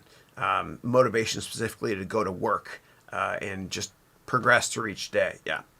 So what I would say is if you're having problems going to work and you feel super unmotivated, it might mean that you're burned out. And one of the biggest lessons I learned when I first started working, when I worked at Goldman Sachs, I had this wonderful client from Manulife. Her name was Rhonda Chang in Toronto. Love her. And she said to me, Chris, the most important thing I can tell you in your career is the day you get back from your vacation, open up your calendar, look 6 months out and book the next vacation. And she said that to me so that I don't burn out. And it's interesting because there's I was watching National Geographic years ago, and they had this gazelle that was being chased by a tiger or a cheetah in Africa. And what they did was they were monitoring the blood pressure and everything of the gazelle, and they made sure it didn't get caught by the tiger, of course, or cheetah. And they noticed something. When the gazelle was running away from the cheetah, of course, the heart rate increased materially. But what also happened was the immune system shut down. And the reproductive system shut down. Because all the blood was pumping to the heart, and that all that the gazelle was focused on doing from a biological perspective was surviving. Now, we weren't meant in our lives to feel that kind of pressure unless we're running for our lives. And the problem is that we work at these big companies, we overanalyze things, and we put a lot of pressure on ourselves. It's mainly us. And because of that, we get sick much faster. We age faster. Our immune system and reproductive systems don't work as well. And I've had lots of wonderful friends that have tried to conceive naturally. And it's a stressful thing. And every time they, as a couple, have tried to conceive, it didn't work and they're stressed out. And eventually what they did was they ended up adopting a beautiful baby. That's a beautiful thing to adopt. I might do that later. So, and then what happens is after they adopt this beautiful baby, they're relaxed, they're chill, the whole family is happy, life is good. Then they get pregnant naturally. Why? Because we shouldn't be the gazelle in our lives. And I mention this also because we weren't meant to feel this kind of stress in our lives unless we're being chased by the cheetah. And so if you're feeling an insane amount of stress at work, it might be because you're not taking enough breaks. And, you know, this is thousands and thousands of years old, but in the ancient texts, there's 10 rules, which is the basis for many modern, beautiful religions. And one of those rules is to just take a day off a week, man. You know, like God even said he made the world in 7 days or 6 days to rest on the seventh. He didn't have to rest. Obviously, he's God. He's the best man. But that's just to send a message to us. Don't be the gazelle. You have to take 1 day off a week always. And maybe that's why you're not feeling motivated. Or maybe, like, sometimes I remember when I worked at Goldman Sachs, and every company I've worked at, Citadel, hedge funds, everything, consulting, etc. I would, once a year at least, I would take a day off when I wasn't physically sick. I would do it when I'm mentally sick. It's like a mental health day. When I was just too stressed out. It was just too stressed, too much going on up there. And I had to decompress and just relax and take a day off. It's wonderful medicine for you. And if you go into work with that mind frame anyway, many of us have been there. You might say something you shouldn't be saying or be a little bit rude, which is not my nature. But I could be rude if I was really stressed out. I'm best off never having gone to work that day at all. Take your breaks. And the Dalai Lama has this wonderful book that everybody's got to read, please. It's called the Art of Happiness. It's great. And what the Dalai Lama says is that the problem with Western society is that we sacrifice our health, our entire lives to make money. And then at the end of our lives, we sacrifice all of our money in order to maintain our health. And then we look back and we realize we never really lived to begin with. So take care of yourself. And last thing I'll say about that, it's a wonderful quote in closing from Sir Winston Churchill. Winston Churchill once said, I once met a man who on his deathbed talked about all the worries he had in his life, none of which came true.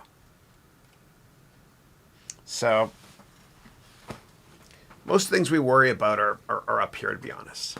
Yeah, so, all right. And also, one more thing I got to say. When it comes to motivation in general, Siddharth, if you're not motivated, it might also mean that you're not doing what you're passionate about. And, you know, when you get out of bed in the morning, and I say it with love in my heart, okay, to all of us, to myself included, when you get out of bed in the morning, if you tell yourself, oh, I have to get up and go to work now, you're doing it wrong.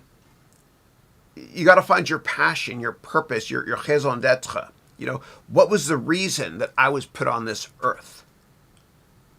If it feels like work, you're never going to excel at it. All these amazing people, like Jeff Bezos, Oprah Winfrey, Elon Musk, Bill Gates, whatever, Mark Benioff, Mark Cuban, they never had a job. It was a passion.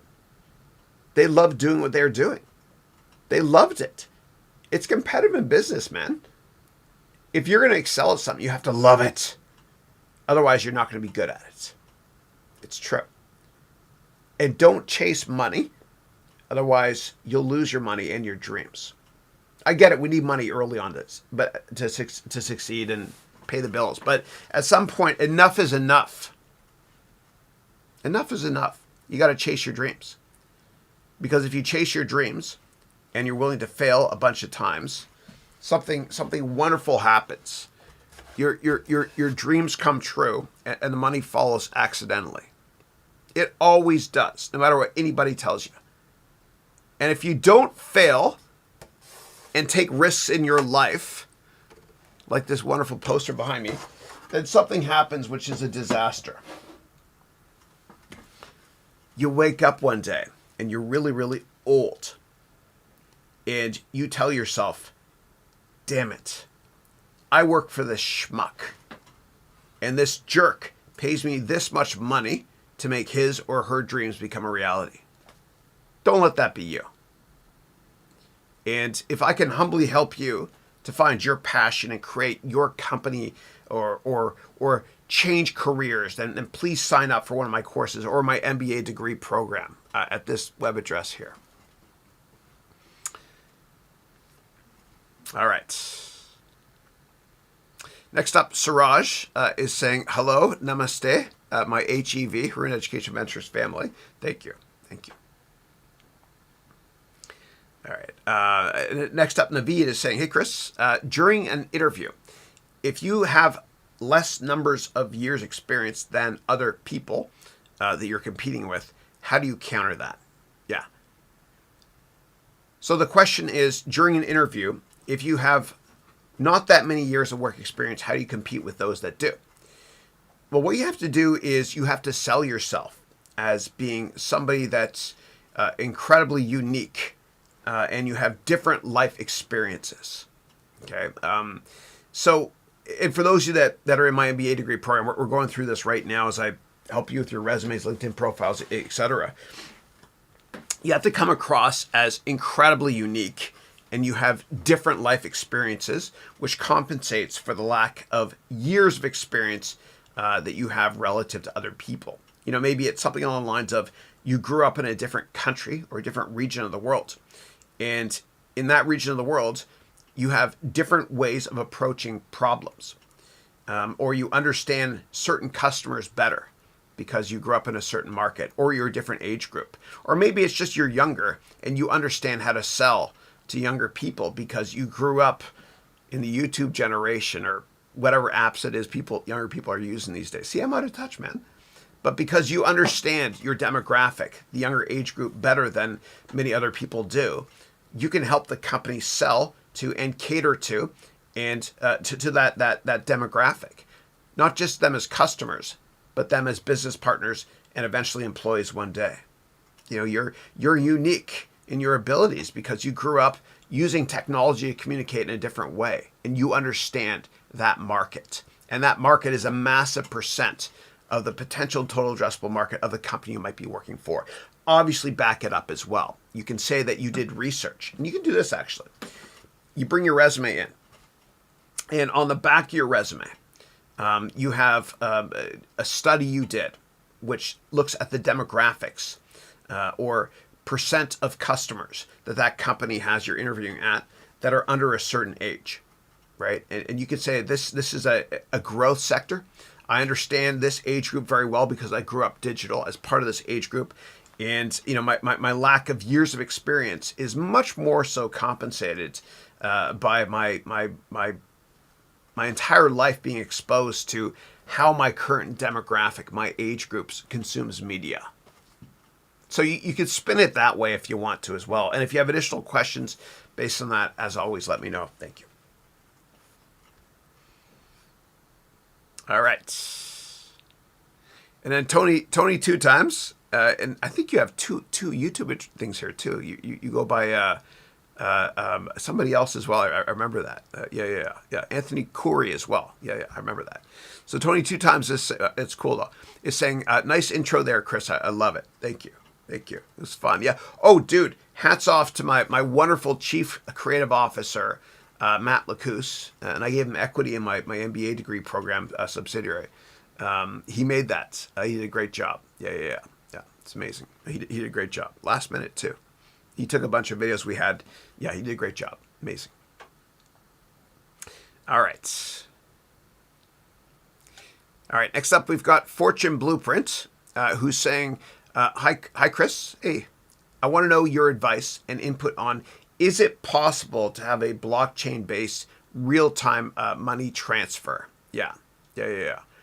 So for those who are not familiar with blockchain, blockchain is the essence of cryptocurrencies.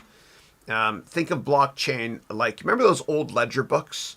Like in the old days where we used to write down debits and credits, right? And how much money you spent on stuff, how much money you made. That's what blockchain is. It's like a digital version of that.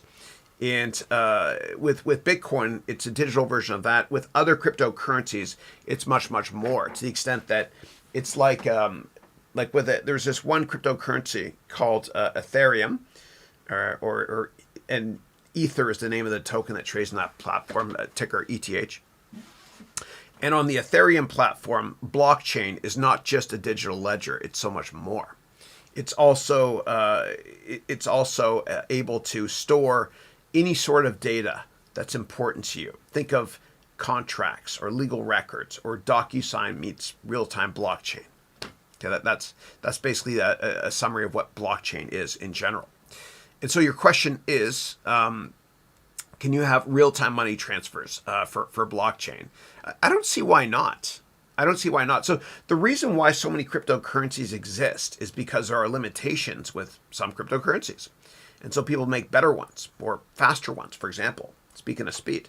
So Litecoin, ticker LTC, One of the reasons that crypto was made is because Bitcoin is, it's a bit slow. Bitcoin is actually pretty slow compared to a lot of the more recent, newer cryptocurrencies. Yeah. So speed is definitely an issue that people are improving upon with each new reputable cryptocurrency. Most of them are crap. Yeah, so absolutely. I don't see why you can't do real-time or near real-time money transfers. Yeah.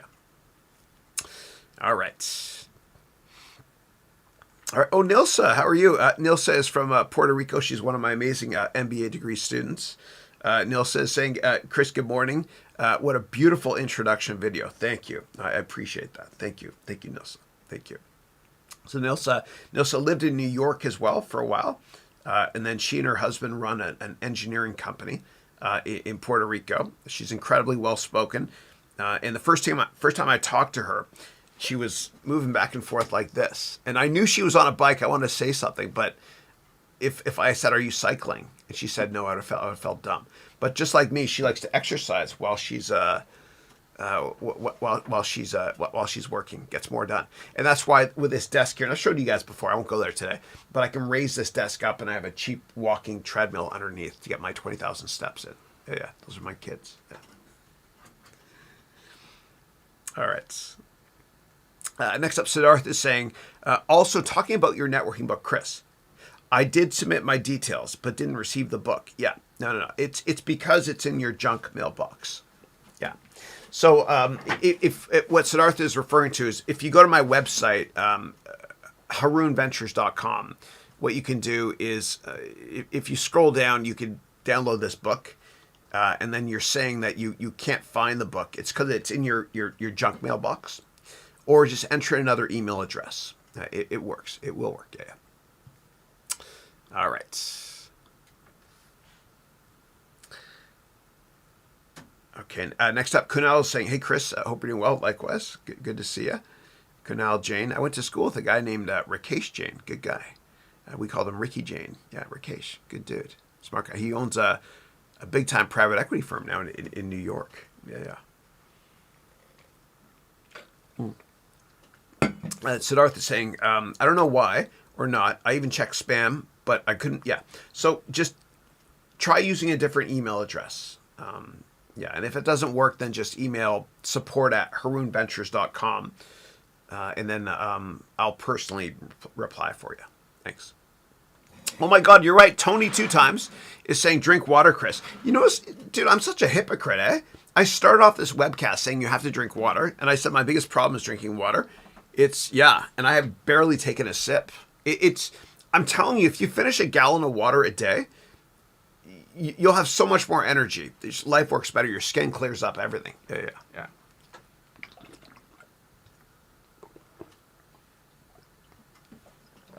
Yeah. All right. Thank you, Tony. All right, cool. And then Tony saying, dude, you remember everything. You're awesome. And I remembered I don't forget, I love my students.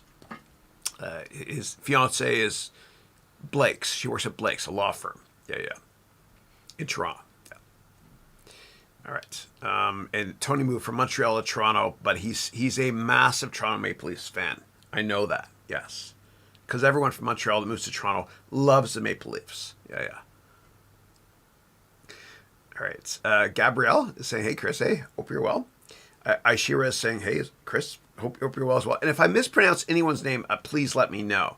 I have a long list of how to pronounce people's names under this monitor here. I printed out with my sticker printer thing. So let me know, please. I'm sorry if I am.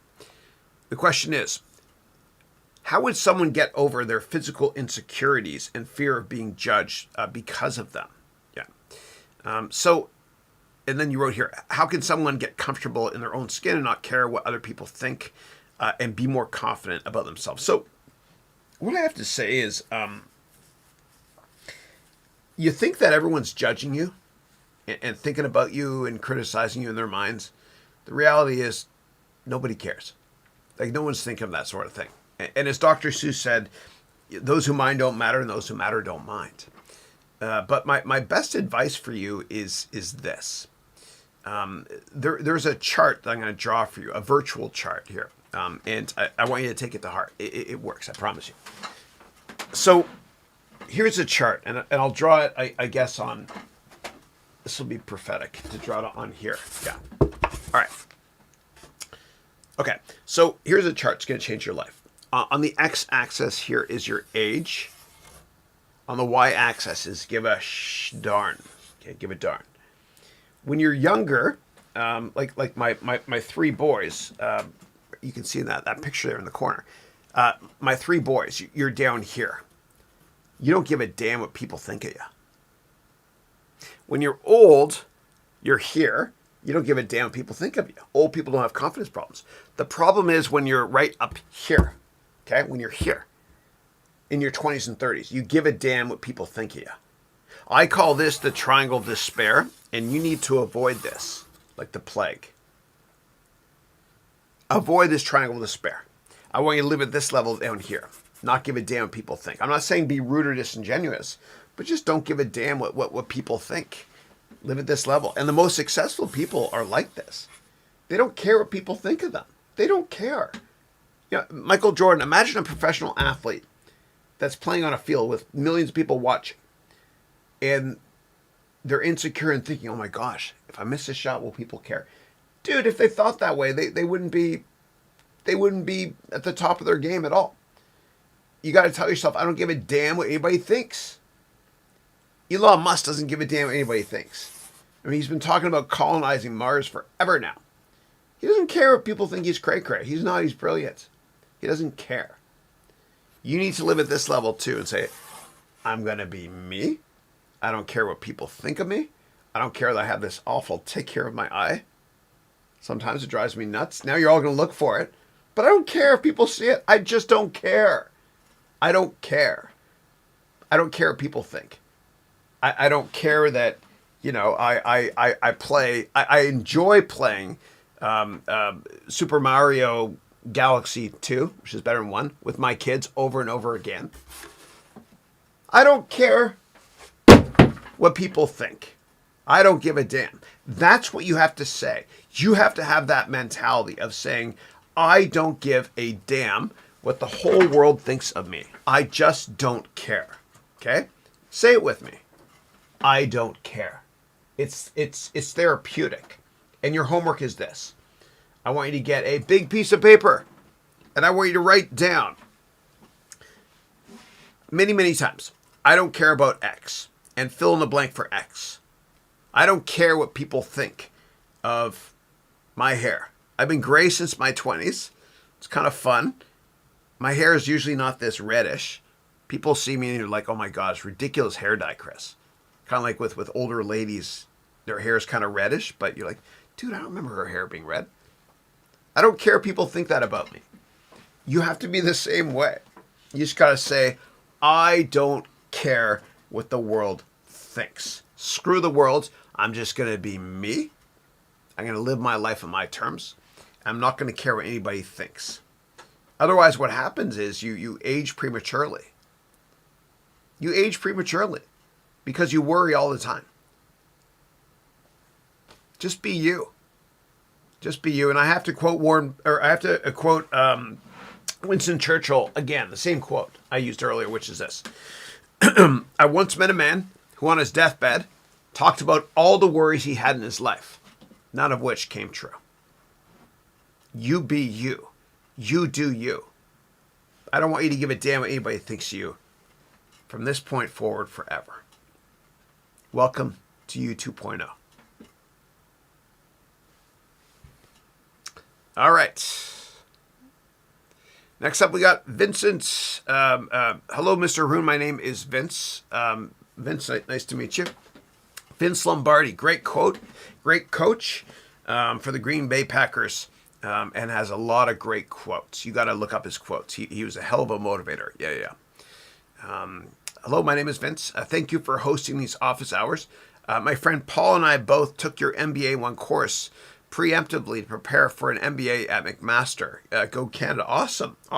It's so interesting because even my MBA degree program, which you can get at this web address, I have a lot of students that take it that are currently at top MBA schools. And they tell me they learn a hell of a lot more from my course. Plus, you get a 30-day money-back guarantee from mine as well. Yeah. But best of luck there, McMaster. That's awesome. And the great thing about McMaster is you can get into medical school there without even an undergrad. Yeah. Which reminds me of my favorite charity, which is called Doctors Without Diplomas. Yeah. No? Sorry. McMaster's a great school. Thank you. Okay, cool.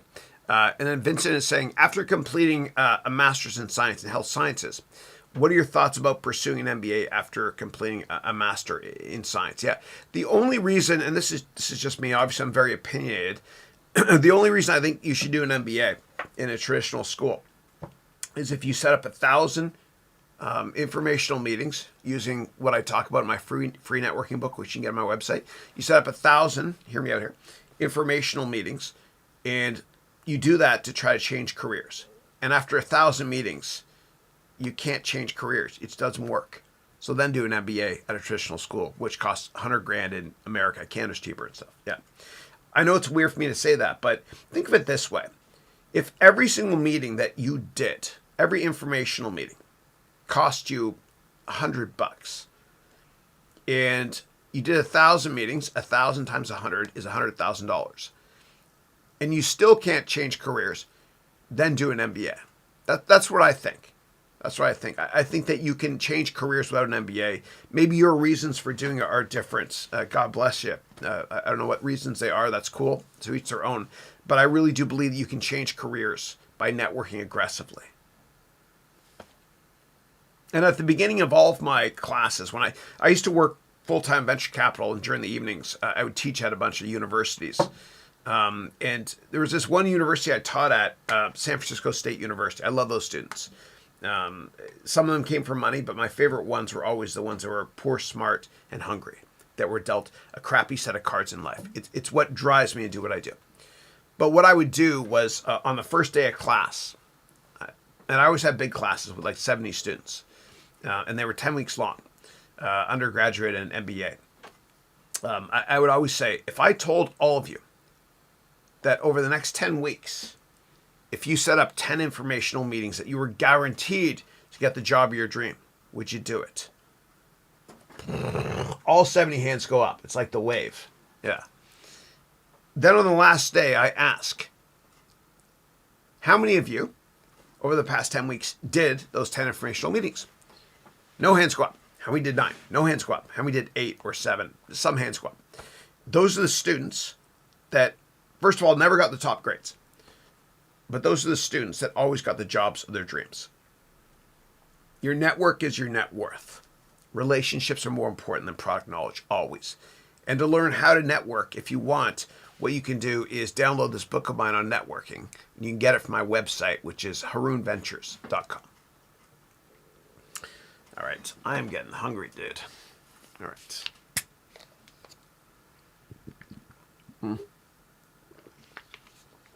Oh, that's good. Okay, next up, I've got Fred is saying, hi, Chris. Hey, Fred. Hope you're doing well. And we have Paul here. Paul's saying, hi, Chris. Love your work. Thank you. I appreciate that. I'm Paul, the other Master of Science in Health Science. Okay, you're buddies with Vincent here. Cool. And nice to meet you. What is your advice for any careers that are not associated or that are or are not associated with health sciences that you would potentially recommend? Yeah, the best way I can answer that is if you're given a month off and you're not allowed to travel and you're not allowed to go to work, what would you do with your time? That's what you should be doing for your career. And I don't care what anybody says or anybody thinks. This is your life, not theirs. Do what you're passionate about. All right. Next up, Naveed is saying, thanks for the advice on investing in asset classes. You're most welcome. If you're working within the investment sector, you're not allowed to invest in the markets, usually due to conflicts of interest. What's your advice? Yeah. No, you got to take compliance rules very, very seriously. So when I worked at Goldman Sachs, There were certain stocks I wasn't allowed to buy. They were put on what's called a restricted list. We didn't know why. Maybe it's because the investment bankers were advising on a deal or something. You got to be careful of that. And also, I had to hold stocks for 30 days at least, which is a good thing. It's a good thing. So, and if anybody is worried about compliance issues, or if you think you might have heard something, meaning non-proprietary information like confidential information or insider information, tell your boss at your company, or the head of HR or compliance director if you have one. You'll look like $1 million, and you'll save yourself jail time, and others as well, maybe. Yeah, and it's a serious thing. It's a serious thing. And so there's something called Regulation FD, or Regulation Fair Disclosure. And Regulation FD was created by Eliot Spitzer, the Senator of New York, in 2002. And what it stipulates is that everybody should get access to information at the same time, meaning all the big mutual funds or hedge funds that can't outperform retail investors like us. Everyone should get access to information at the same time. Everybody, including you and I. And if you hear something that the whole world can't get access to or doesn't know, don't transact on it, because you will get caught. Just don't do it. And I've had friends in the hedge fund industry that have done it, and they've gone to jail. And whenever I have a friend that something bad happens to them, I run towards them instead of running away from them, which is what most people do. And I've gone to jail to visit them, and it's not a happy thing. Yeah, you don't want to go to Club Fed. You want to go to jail for, just kidding, for doing something you don't understand. So if you're not sure, tell your compliance director. Yeah, always. Yeah, yeah. Just be careful. All right.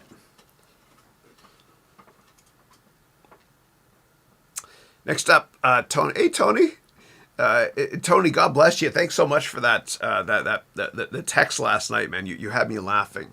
So Tony is a very warm human being, great guy. He lives in McLean, Virginia, right? In McLean, Virginia, and he's got a very, very successful construction company. And he's a successful parent because his kids just got into USC. They earned it. They were. Not all people that get in USC, as you've seen in the news in the past year, earned it. They earned it. It's one of the toughest schools to get into. Beautiful school, great school as well. I visited it with my son Andrew, who's looking at going to university soon as well. Yeah. And he's a good dude. Yeah. So Tony said, I'm currently enrolled in the Platinum MBA program now, and have been an entrepreneur for 29 years.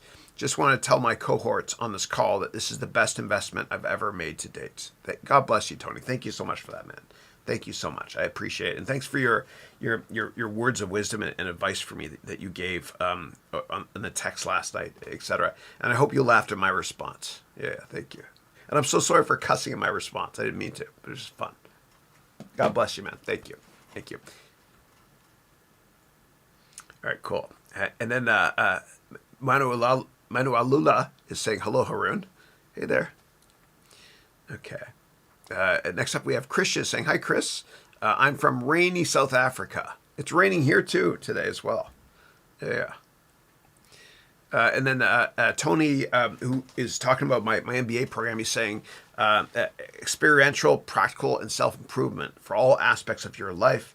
I apply everything I learned immediately. The world needs more entrepreneurs. Yeah, thank you. And I learned so much from my students too. I have wonderful students, and they inspire me so much. Yeah, and each other. And then Tony is saying, all it takes is extremely hard work, discipline, and good habits. This program, the MBA program, will eliminate a lot of risks in entrepreneurship. Good luck to all. Thank you, Tony. God bless you, brother. I love you. Thank you. Yeah. And then we have a question here from Adine, who's saying, do you think when Melvin Capital has to cover its shorts on GameStop that they maybe would have to sell some of their long positions so they have enough cash to stay alive? Then he wrote, thanks, Chris. Great work. Yeah, thanks. Yeah. I don't know what their portfolio is like. But yeah. But you don't need cash to cover a short. Usually the prime brokerage firm which is basically a bank for hedge funds. We'll help you out with that. Yeah.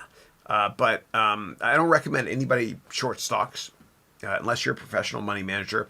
If you want to bet against a company, buy puts, because when you short a company, the losses can be unlimited if the stock goes up a ton. But if you buy a put, which basically means you invest a tiny amount of money, and if the stock goes down, you make a bunch.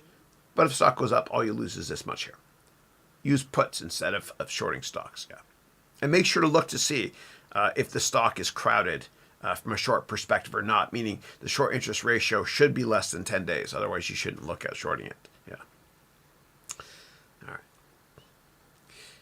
All right. Next up, I've got, and if I miss any questions in between, let me know, please. I read everything in the order in which I see it here. But sometimes I have senior moments I miss stuff.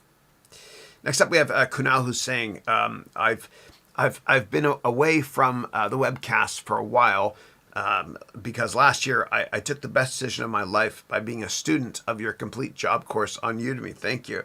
And I'm glad to tell you that today I landed an awesome job at my dream consulting company, all because of you, Chris. This job means a lot to me. Congratulations, man. Congratulations.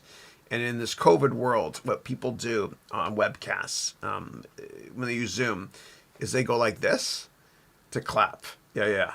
And I've seen people do this even lately as well. So that's not a golf clap. That's a real sincere, right from my heart clap. And congratulations. And thank you for your support. Thank you.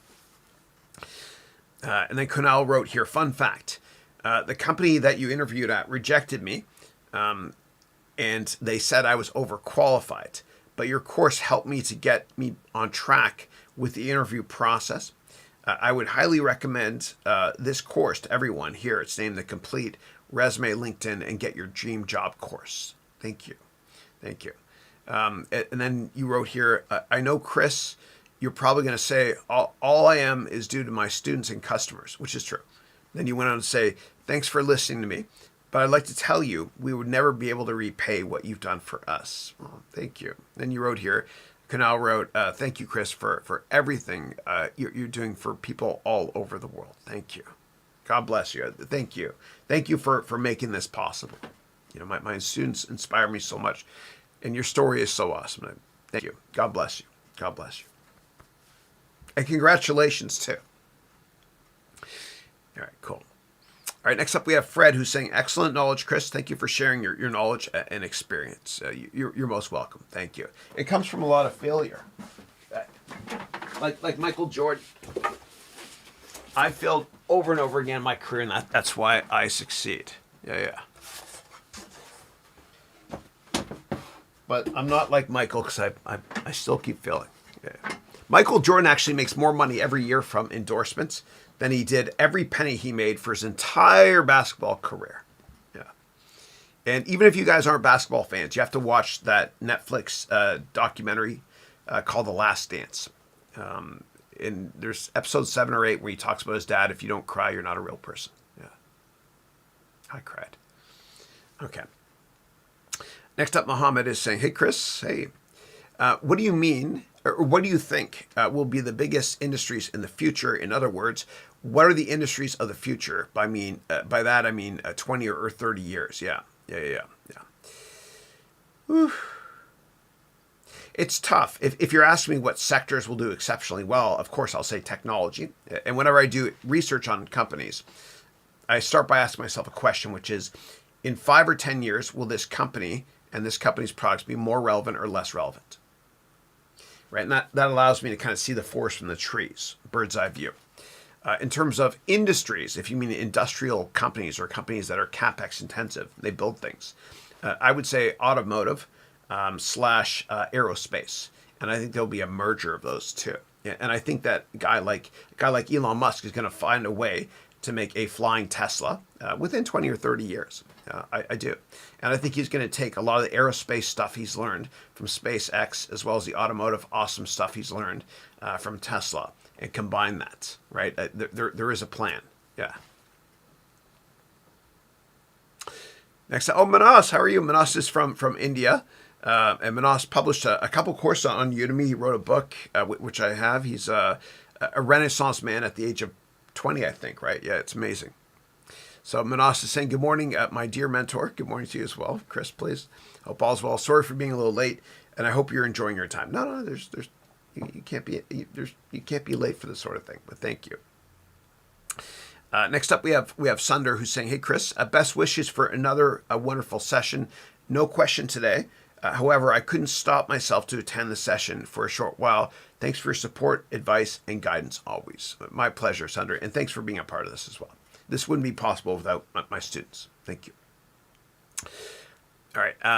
Next up, Manas is saying, first of all, thank you from the depth of my heart for everything, especially the courses you offered us last week. And I offered many of my courses for free. I think it ended yesterday or something like that. I can't remember. Yeah, on LinkedIn, but it was crazy, like 6 figures downloads, which is nothing compared to last year when I offered all my courses. I had 1 million in one day people download, which creates a lot of work for us, but in a good way, because I mean my support staff have to answer a lot of questions, but we're doing good things, and I'd be nothing without my staff.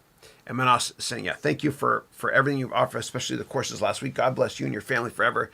Thank you for everything. Thank you, Manas. I appreciate that. And Tony, if you're still on, Manas is the complete opposite of that guy, Nate, that left me that message. We're getting a good laugh out of this. Yeah. And Manas, that means that you're a saint compared to the other guy. I get hate messages sometimes. And there's this one guy named Nate that... I'm going there. I don't give a damn. Here I go. I know Tony is shaking his head for this right now. I get hate messages every now and then, but you just got to ignore them and tell yourself that unjustified criticism is this guy's compliment. But I have to go there. I got to log into my email and I got to show you what happened, okay? So here I go. I got nothing to hide, but I'm going to show you. I'm going to swear in a second, so cuss or earmuffs, or I'm not going to swear. I'm going to search on something that is. So I got this guy.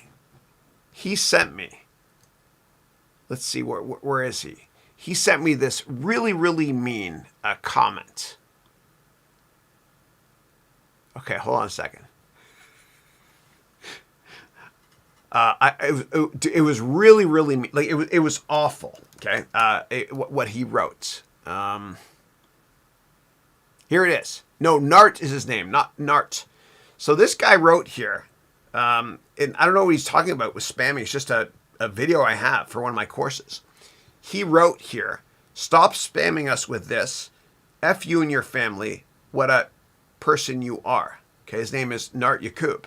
I don't know who this guy is, right? And I was like, that's not the nicest thing ever, but he made me laugh because it was like mean tweets, you know? So here's what I did. I searched for him on LinkedIn.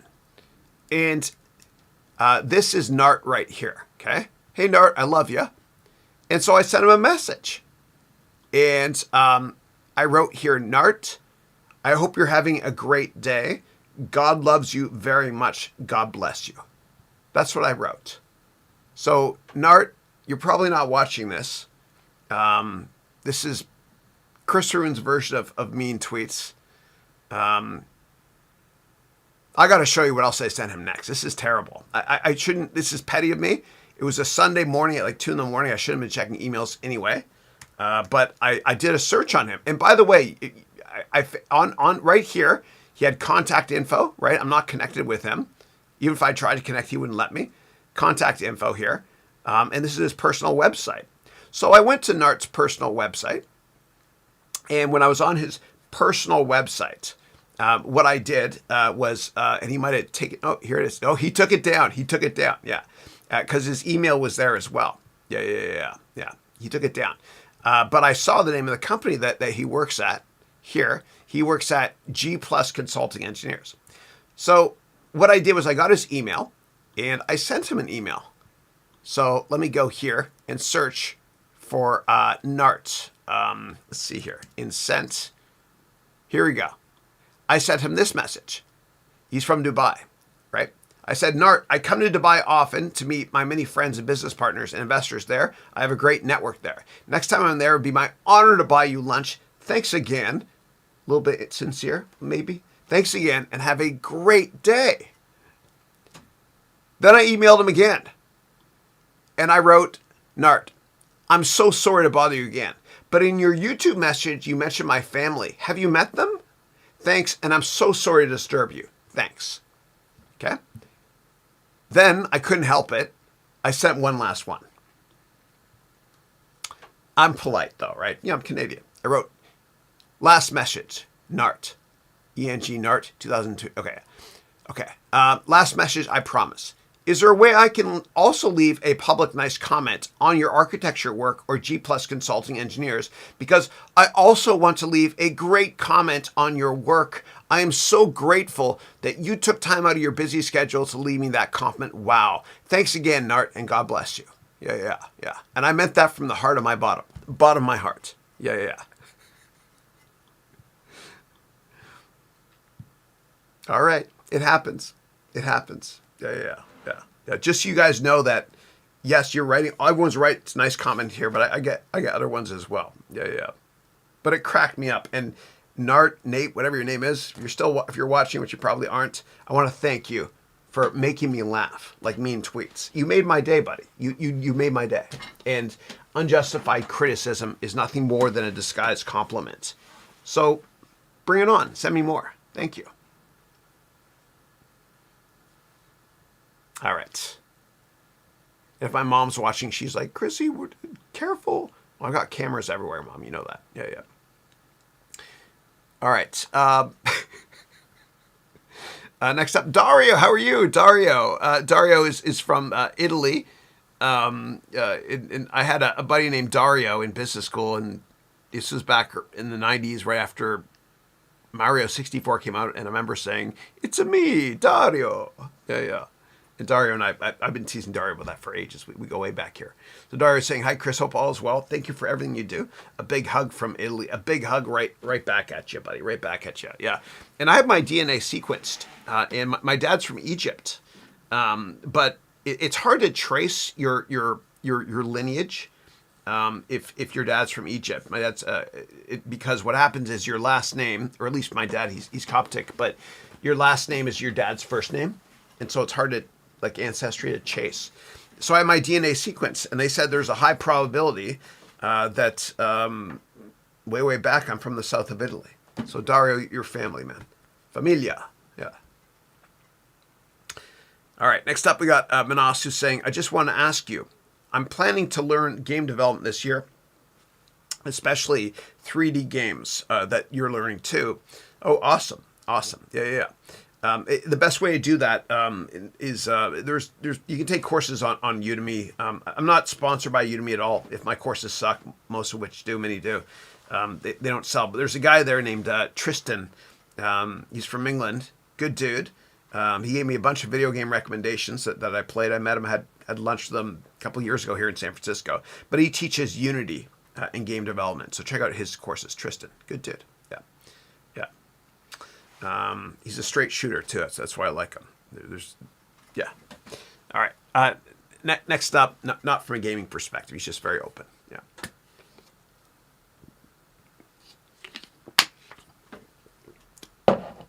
All right. Next up, and Nart, if you're out there, I want to give you a big hug as well, but I want to give Dario a bigger hug. Yeah. And Nart, when I hug you, I'm gonna hug you so hard, man, it's gonna crush all your ribs. No, I'm just kidding. I love you. And I mean that from the heart of my bottom. Yeah.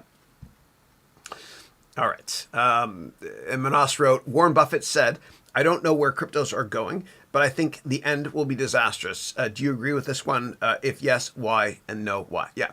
So I agree that with most cryptos. I create a very, very comprehensive course on cryptocurrencies. And I have a more recent version as part of my MBA curriculum. You can check out the courses here at this link here. But when I researched cryptocurrencies, when I first started making that course, and I worked day and night for 6 months on it, and I looked at it from a finance tech perspective, which is my background. When I first started, I was positive on crypto, 7 out of 10. By the end of the course, I was 3 out of 10. Why? Because based on my due diligence and research, most cryptocurrencies are an absolute scam. And I think that when the market gets regulated, and it will eventually, that a lot of people are going to go to jail for scamming people, especially on YouTube. Like, dude, there are YouTubers out there that will tell you what cryptos to buy. Then you'll buy it. Then they'll sell it, and they'll tell everyone why you got to sell it. Then they'll tell you to buy it again, rinse, lather, repeat. Yeah. So there are a bunch of cryptos which are wonderful investments. I've invested in a bunch of them. I'll never sell them. But most are a scam. You got to do your research first. And I did such thorough research in that course of mine, the complete cryptocurrency course, that what happened was I hired somebody to double check it, right? And I don't mess around. Like when I make courses, like a lot of the courses I make, I can spend like $100,000 making them, right? So I went all out. I hired this guy. And what happened was the NSA knocked on my door.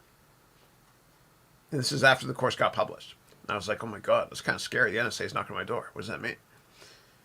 I let the guy in. I was very, very nice to him because I was terrified. I didn't have diapers available, but if I did, I would have put one on. And we sat down on the couch, and I was drinking my coffee, and I remember I was kind of shaking a bit. He was just doing a background check on one of the guys. I'll never name who the guy was, but he's doing a background check on one of the guys that I'd hired. He didn't say why, but I'm pretty sure it's because he was looking to hire that person, because this guy is a cryptography expert. Yeah, but I did a ton of work on it. Yeah, but I spent a lot in my courses, right? But the way I look at it is I reinvest a lot of what I make, selling stuff online, Udemy, elsewhere, etc. And so when I do it, I always look longer term at discounted cash flow. I mean, how much money can I make from this course longer term? It's a big investment. That's why I go to Prague to make all those trailers, which was at the beginning of today's webcast. Go back to the beginning, you'll see me in Prague and stuff. That's the trailer I opened up today's webcast with. Because I invest long term. I look at the lifetime value of each course. I'm long term greedy. And for the MBA degree program, I spent hundreds of thousands of dollars already, and I'm going to spend much, much more. It's now profitable. It's doing well. It's making more than my other course called An Entire MBA in One Course, I'm humbled to say. And to learn more about it, you can go to this link right here. Yeah. All right. All right, next up, Manas is saying, just a suggestion for you. Please don't feel offended. I suggest that you might have higher amounts on the MBA subscription if you follow the Netflix formula, meaning a monthly subscription. Yeah, so no, thank you. No, I appreciate that. So what I'm doing is I'm experimenting. I experiment a lot. I take a lot of risks. And so if you go to, let me go here just to private mode. But if you go to the web address down there, it's learn.harounventures.com. And what Manas is referring to is, and this is the MBA program you start today. These are other ones for next 2022. We're sold out for this year. So if anybody wants to join this year, it's sold out. I'm sorry. But these are my courses here. And at the very bottom, I added something new, which is called an all-access subscription package. And it's 20 cents per hour of content. There's 500 hours. And it's $99 per month. And I'm not going to cut the price on this, and I'll tell you why on this one. Because there's no refund policy. Every other course I have and every program I have, everything has 100%, and some of my courses are only available in this. Everything else I sell has 100% money back guarantee. And this one here, actually, what I did is you can actually, you can finance it if you want to now. It's new. And you can always scroll through this to see what the curriculum is. But I've got $9.99, 30-day money back guarantee. And what's new is that for U.S. customers, you can pay using PayPal credit, meaning there's no payment or interest for 6 months if you select PayPal at checkout. Yeah. And that's new. I also added this.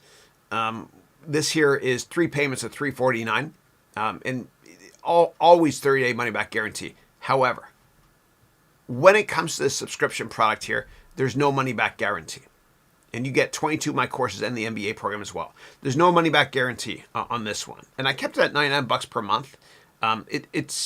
So we'll see how it goes. And the everything you buy here that's included has original price of that. And I give you a couple courses that are only included in this one as well. Yeah. So anyway, and if anybody has questions, let me know, please. All right, where was I? Here we go. All right. All right, next up, Munalula is saying, what activities can an investment company undertake? I'm in your business plan course on Udemy. I'm intending to order your financial analyst and investment course. Thank you. Yeah. So it all depends. When you raise money, okay, when you have an investment firm, do not do it without talking to a lawyer first, because the lawyer has to create an offering memorandum, kind of like before you invest in an IPO, you can read the IPO prospectus or S1. Don't ever invest in anything and never raise money without having an investment offering first, meaning talk to a lawyer, because there's many other documents that the lawyer might need to create, including subscription documents, and you have to set up what's called a master feeder structure, which I've done before for my hedge fund, if you want to have investors overseas instead of an offshore bank, which is what I did as well. So definitely talk to a lawyer first, please. They'll create all the legal paperwork for you. It will keep you and your family out of trouble as well, just in case, God forbid, somebody sues. And when you get really successful, people will come after you. They always do. Yeah. All right. Next up, Tony 2 times wrote, hi, Chris. Thanks for answering my earlier questions. Now, assume that the RRSP and TFSA both, and what Tony's referring to is retirement savings program and educational savings account, I think, also in Canada. In every country pretty much has a retirement savings account program and an educational savings account program as well. What that means is you can put money into those two investment vehicles and have it grow tax-free. And when you need the money, you take it out, then you pay tax. It's a wonderful thing. If anybody has questions about that in more detail, let me know. If you're not doing this, if you have the means to do it, if you're not saving money as part of a tax shelter that's government offered, like the 401k in the US or RSP in Canada or Super in Australia, if you're not doing it, you're flushing money down the toilet. If you can do it, yeah. All right, so, and then you wrote here, I've maxed out for the year and I have 100,000 Canadian, awesome, left sitting in cash, and I don't want to buy real estate. What can I do with this money? Buy bonds? Or I'm not sure. Yeah, cash is trash. Yeah. So what I recommend doing is, Tony, you can take my MBA degree program or one of my finance courses, personal finance course, etc., at this web address. And then it'll tell you exactly how to think about portfolio diversification. I'll never tell you what stocks to buy, but I'll tell you how to think about it in terms of not having more than 5% of that liquid 100K net worth sitting. Never have more than 5% in one particular stock, but I'll tell you how to think about dividing up between stocks, bonds, or commodities, and other investment classes. Maybe a little bit of that is cryptos, a little bit. I don't like buying cryptos when everybody else is. I like to buy when everyone's freaking out. Because if you buy stocks or any investment class when everybody else already owns it or everyone loves it, there's not that many new investors to push it higher. I love to buy when there's blood in the streets. I love to buy when it feels really, really uncomfortable. That's when you buy. Like, for those of you that bought your house, if it felt really uncomfortable when you did it, aren't you glad you did it? Yeah. You're probably wishing you bought a little bit more house too. Yeah. All right. And Manas wrote, thanks again for everything. And just a quote for you this week, world peace begins with inner peace, from the Dalai Lama. Yeah, peace begins from within. I love it. And yeah, Mother Teresa said, peace begins with a smile. Yeah. And thank you for all those wonderful emojis. Next up, we have Hassan. Hassan is saying, good morning, Chris. Good morning.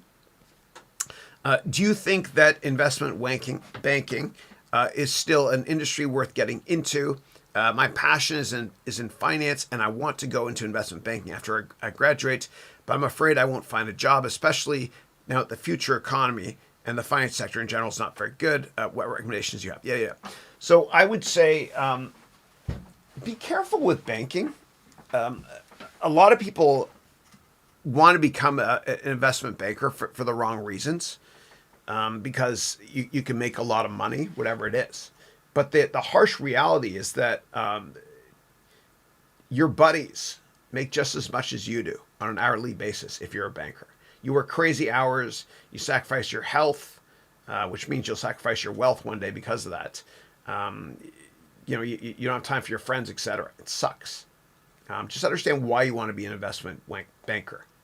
Understand why. That goes for all jobs, for anybody out there, or all careers. Before asking yourself, how do I get into the sector? Ask yourself, why?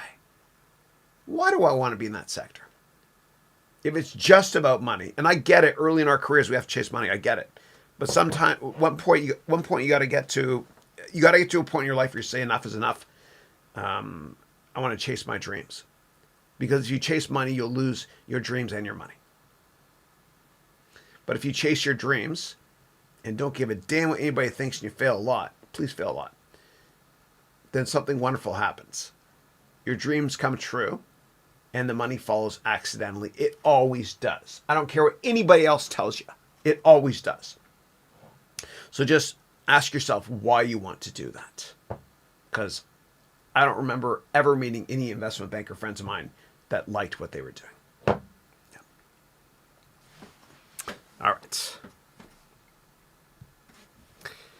Next up,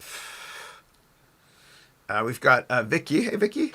Hi, Chris. Thank you for your advice. My name is Vicky, and I am Anthony's friend with the money to figure out. Oh, awesome. Okay, great. Excellent. And congratulations on selling your house. Yeah. And then you wrote, I'm a student, actually, and I have no idea where I'll be living after university. After I max out my TFSA, do you recommend bonds or buying a place to rent out to others? Yeah.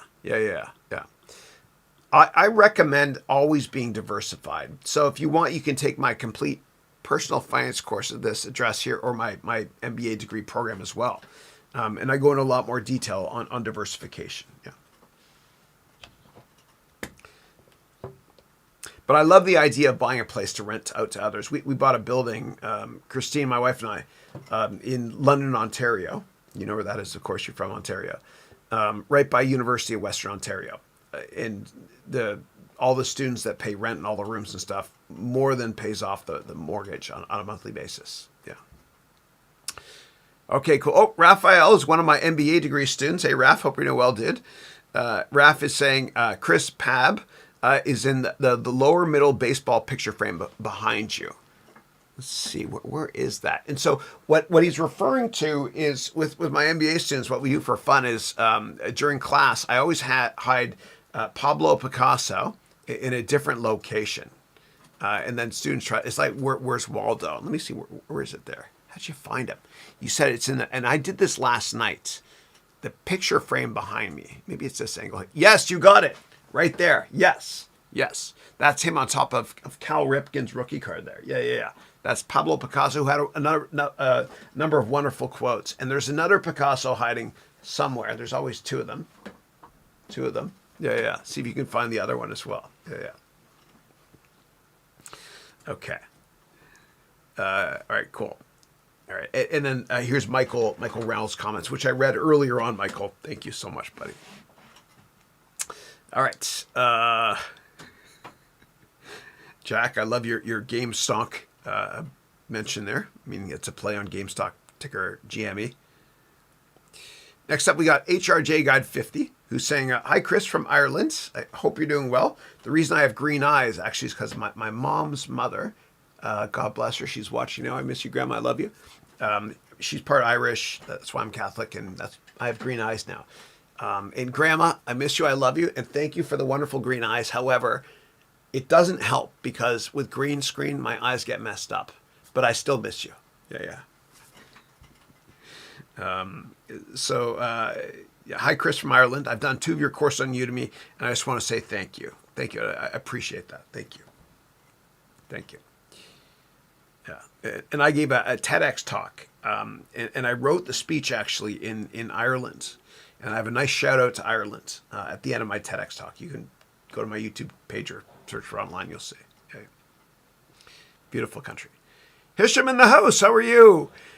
So Hisham is was one of my. He's a good dude. Hey Hisham, one of my students at San Francisco State years ago, and he's also. I also hired him. He's doing some work with us here. He's great. So hope you're doing well, buddy. Yeah. He always used to sit Front row on the right side. I remember that back in 2016. Yeah. So Hisham saying, good morning, Chris. So this GameStop frenzy, the South Sea bubble or tulip mania or something totally unprecedented. Thanks. Yeah. So what Hisham is referring to is there's always been bubbles since the beginning of time, meaning markets go up a little bit too much. And so one was with tulip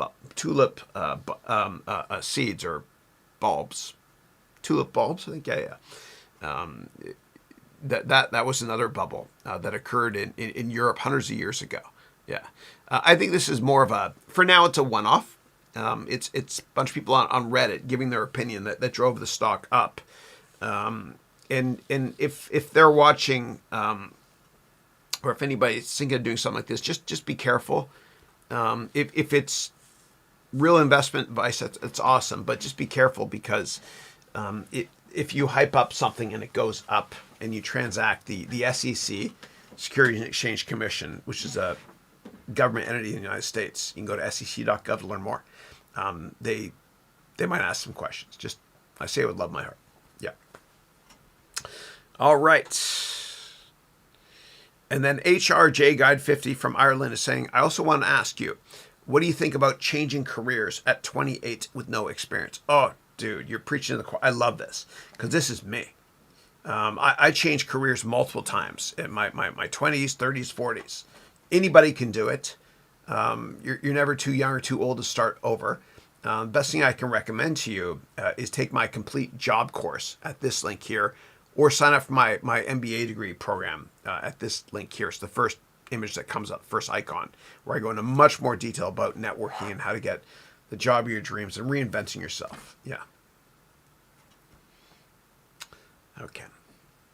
And read my networking book. You can get it at my website, harounventures.com. That'll help you out a lot as well. Yeah. Okay, cool. All right, next up, a question from Naveed. He's saying, hey, Chris, I did download your free course and donate to your local charity. Thanks for providing free resources. Thank you so much for doing that. Thank you so much. That means a lot. So what I did was on LinkedIn, I shared 10 courses I was giving away for free. And all I did was I said, you can download it for free. However, I ask you, please donate to your local COVID relief charities or UNICEF. And I provided a link there for kids that, and a lot of people donated. They told me, which is great. Thank you for that. Thank you. God bless you. God bless you. Yeah.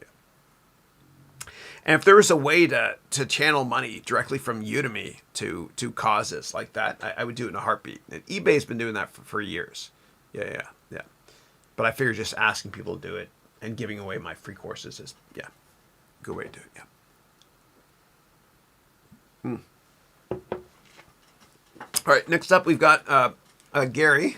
Hey, Gary. He wrote great spelling of color. That's right. I spelled it with a U. Represent. That's how Canadians spell it. Any Americans watching, color has a U in it. Okay, it just does. It's couleur. Yeah.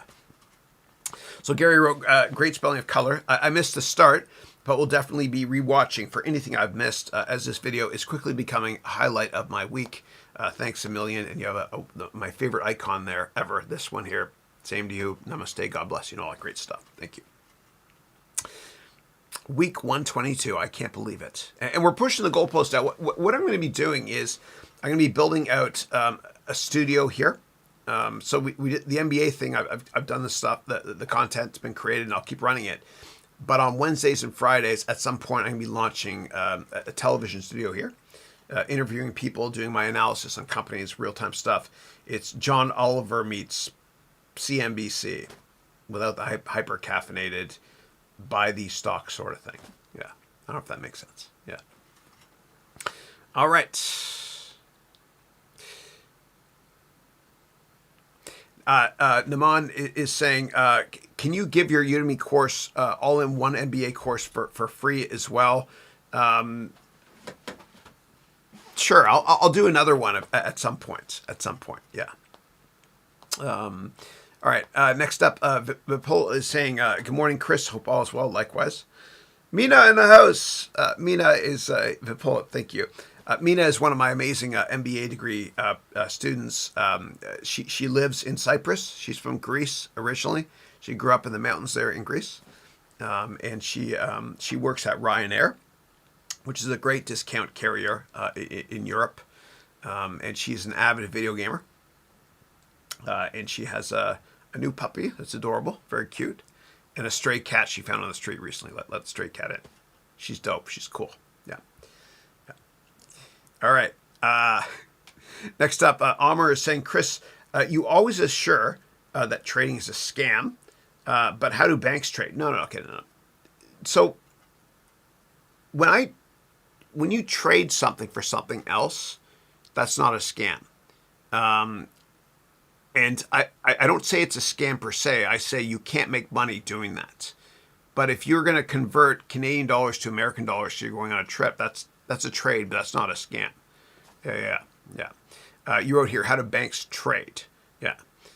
There is a profession called FX trader at banks who is trading using the bank's or client's money. How do you explain that? Yes. Okay. Thank you for that. What that trader is doing quite often, there's two types. There's a trader and a sales trader. The sales trader is actually making a market and helping big mutual fund and hedge fund clients and high net worth investor clients to be able to sell their positions to another client that the firm has or another prime brokerage firm might have. And they make money off of that because they make a commission. Okay, so they're a market maker. Okay, it's kind of like eBay takes fees from people that buy and sell stuff. That's the role of the bank there. Okay, sometimes they do have proprietary traders that will trade some of the firm's capital, but they don't really make money unless they have a fat finger and they hit an extra zero by accident. Right? That happens. It happens. You only hear about the ones where they hit the extra zero by accident with a fat finger and make a firm go bankrupt, like with Barings, the bank, or with UBS has had it recently as well. But if you don't hear about that, about a company losing $1 billion because of a fat finger trade, it's because that person probably got a promotion for making that mistake. Yeah. Just kidding, sort of, not really. All right. But all big companies, like they need to hedge currencies. They have to. So, for example, SAP, a great big German software company located in Waldorf, close to Frankfurt, they have a lot of money they make in American dollars, but they report their earnings in euros. And so they need to hedge their exposure to US dollars. And so they'll set up a hedge transaction through a bank, per your example here. Yeah. And the same thing with companies that are very much exposed to commodities like airlines. Okay. All right. Cole is saying, hey, Chris, what series exams or certifications would you recommend have the best chance of getting a job in the investment banking world? Yeah.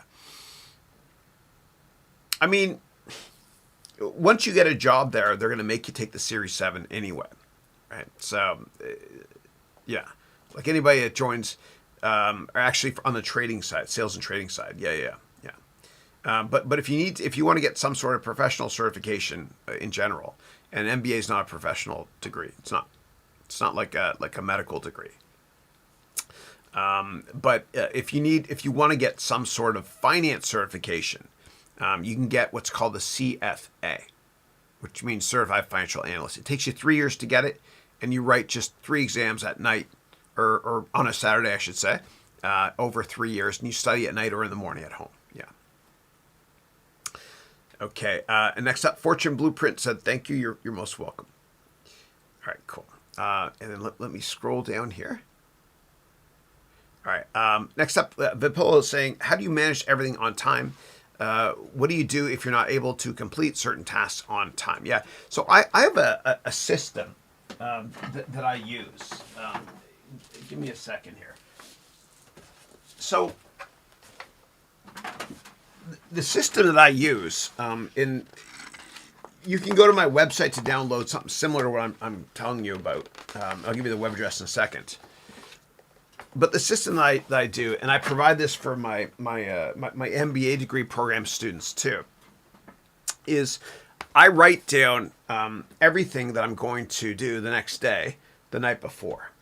Okay. And then I put it by my sink, so it's the first thing I see in the morning. Because failing to plan is planning to fail. And if you want to get something done, you give it to a busy person. So this is a system I use, and I provide my MBA degree students this as well. And you can learn more about my MBA degree at this link here. But basically, I write down all my daily goals on the schedule here. And before I make the next days, what I do is I score myself as well. So it's a little bit subjective, but it looks like this here. And hopefully autofocus, or it's got face detection. Maybe that's why. Yeah, I'm having problems with this camera. Yeah. But anyway, it looks something like this. All my MBA degree students get it. I give it to you in OneNote format, PDF, PowerPoint, LibreOffice, tons of different formats for you to do this. Yeah. Now, in terms of where to get something similar to that, like a slimmed down version of that, a non-premium version, a free version, what you can do is you can go to my website, which is harounventures.com. And then when you're here, just do / and then write schedule, all lowercase. Schedule, as the Brits call it. There you go. And then you can download the schedule here. And this is more of a much smaller version of this as well. And I've got on another window. Give me a second to rearrange this. I've got six monitors now to manage everything. Yeah. So this is it here. So, and then it's in PowerPoint. It'll open up in Google Slides too. I wrote, please note, this is just how I do it. You set this up your own way as well if you want. Yeah. And if you have questions about that, please let me know. Thanks as always. All right. Okay. Next up, Mihil is saying Robinhood and other trading platforms have been restricting trading of GameStop, Bed Bath & Beyond, and some other stocks. How is it fair to retail investors? What is the SEC's role on this? What are your thoughts, Nick? Yeah. So whenever there's a lot of manipulation going on, what happens is websites, they feel that they protect you by regulating their platform. Twitter has done this recently. I'm not going to go there. You know what happened. Same thing with Facebook, who I'll never trust. And the same thing's happening with... one of the reasons why Facebook banned a certain politician was... Well, one of the many reasons is because they were... Facebook has not been the most ethical company. And Robinhood also, I'm not saying they're unethical. I think they are ethical, but they got into hot water on some issue, whatever. And so they're great corporate citizens now. So, yeah. But I think what's going to happen is that the SEC is going to crack down a lot more as well. Anytime you manipulate stocks, the SEC... Their job, or part of their job, is to make sure it's a fair market for everybody. They'll do a crackdown, and because everything is digital now, they'll find people. Yeah. So I think they will crack down a lot. Yeah. All right. I smiled though, because every time I see that Bed Bath & Beyond, the ticker there, I always think of the movie Old School with Will Ferrell when he's downing that. Okay, you can watch the movie if you want. I'm not going to go there. I got to keep it G here. All right, next. Oh, Greg, how are you? Greg said, would visualizing sales growth with log plots be useful to see slowing growth? Yeah, I think that, yeah, and you're looking at the derivative calculus. I think so. Every publicly traded company has revenue growth that's growing but is slowing. Every one, almost without exception. That's right. When revenue growth is accelerating, companies stay private. Venture capital loves them. Once revenue growth is positive but slowing a bit, then what happens is the Sand Hill Road venture capitalists hand it off to their investment banking friends in New York and take a company public. So publicly traded companies always have revenue growth that's slowing, unless they make an acquisition, in which case that's not real revenue growth. That's not organic revenue. Yeah. But I think if you were able to show it with a log plot, that'd be helpful. And I chart that as well quite often with Spark charts. Within my financial models, I provide my students at my courses. Okay. All right. And then EMU Killer said, sorry, I just stepped in. Have you spoken about what's been going on with Reddit and GameStop? I did earlier. Yeah. All right. Next up, Dennis is saying, hey, Chris, what are your top 10 best finance and personal development books you've ever read? Yeah. It's hard when personal growth is easy. Finance is tough because a lot of the finance books are theoretical crap. Like, you don't learn how to become an amazing investor or business person by reading a textbook. It's real life practical experience. And I made a career off of that as well. In fact, even this book here, it's called 101 Crucial Lessons They Don't Teach You in Business School, right? So I'm all about theory, or I'm all about double standards. No, I'm all about real life practical experience and not theory. So it's harder for me for finance. But in terms of finance books in general, I guess The Intelligent Investor, which is Warren Buffett's favorite book, it is a little bit dry, to be intellectually honest. If you have to read a finance book, then you could read a finance textbook by Dan Dorian, who's an amazing finance professor. He's a rock star at NYU. Yeah. Other than that, I don't really have anything that I could suggest that's helpful. Yeah. In terms of personal growth, there's plenty. Awaken the Giant Within by Tony Robbins. My favorite one is definitely Dale Carnegie's How to Win Friends and Influence People. That's a great one. Everyone has to read that book. That's homework. That's shukudai for those of you in Japan. Homework for everybody. Read How to Win Friends and Influence People by Dale Carnegie. Listen to the audiobook. I promise you it's very, very helpful. It tells you how to deal with people in business. And human relationships haven't changed since the 1930s when he wrote that book. He also has another great book called How to Stop Worrying and Start Living. And he talks about, Dale Carnegie, talks about how to live in what are called day-tight compartments. Take each day at a time. Smell the roses. Don't worry about the past. You can't control it. The future, you can sort of control it, but not really. Yeah. So that's a great book. Again, it's called How to Stop Worrying and Start Living.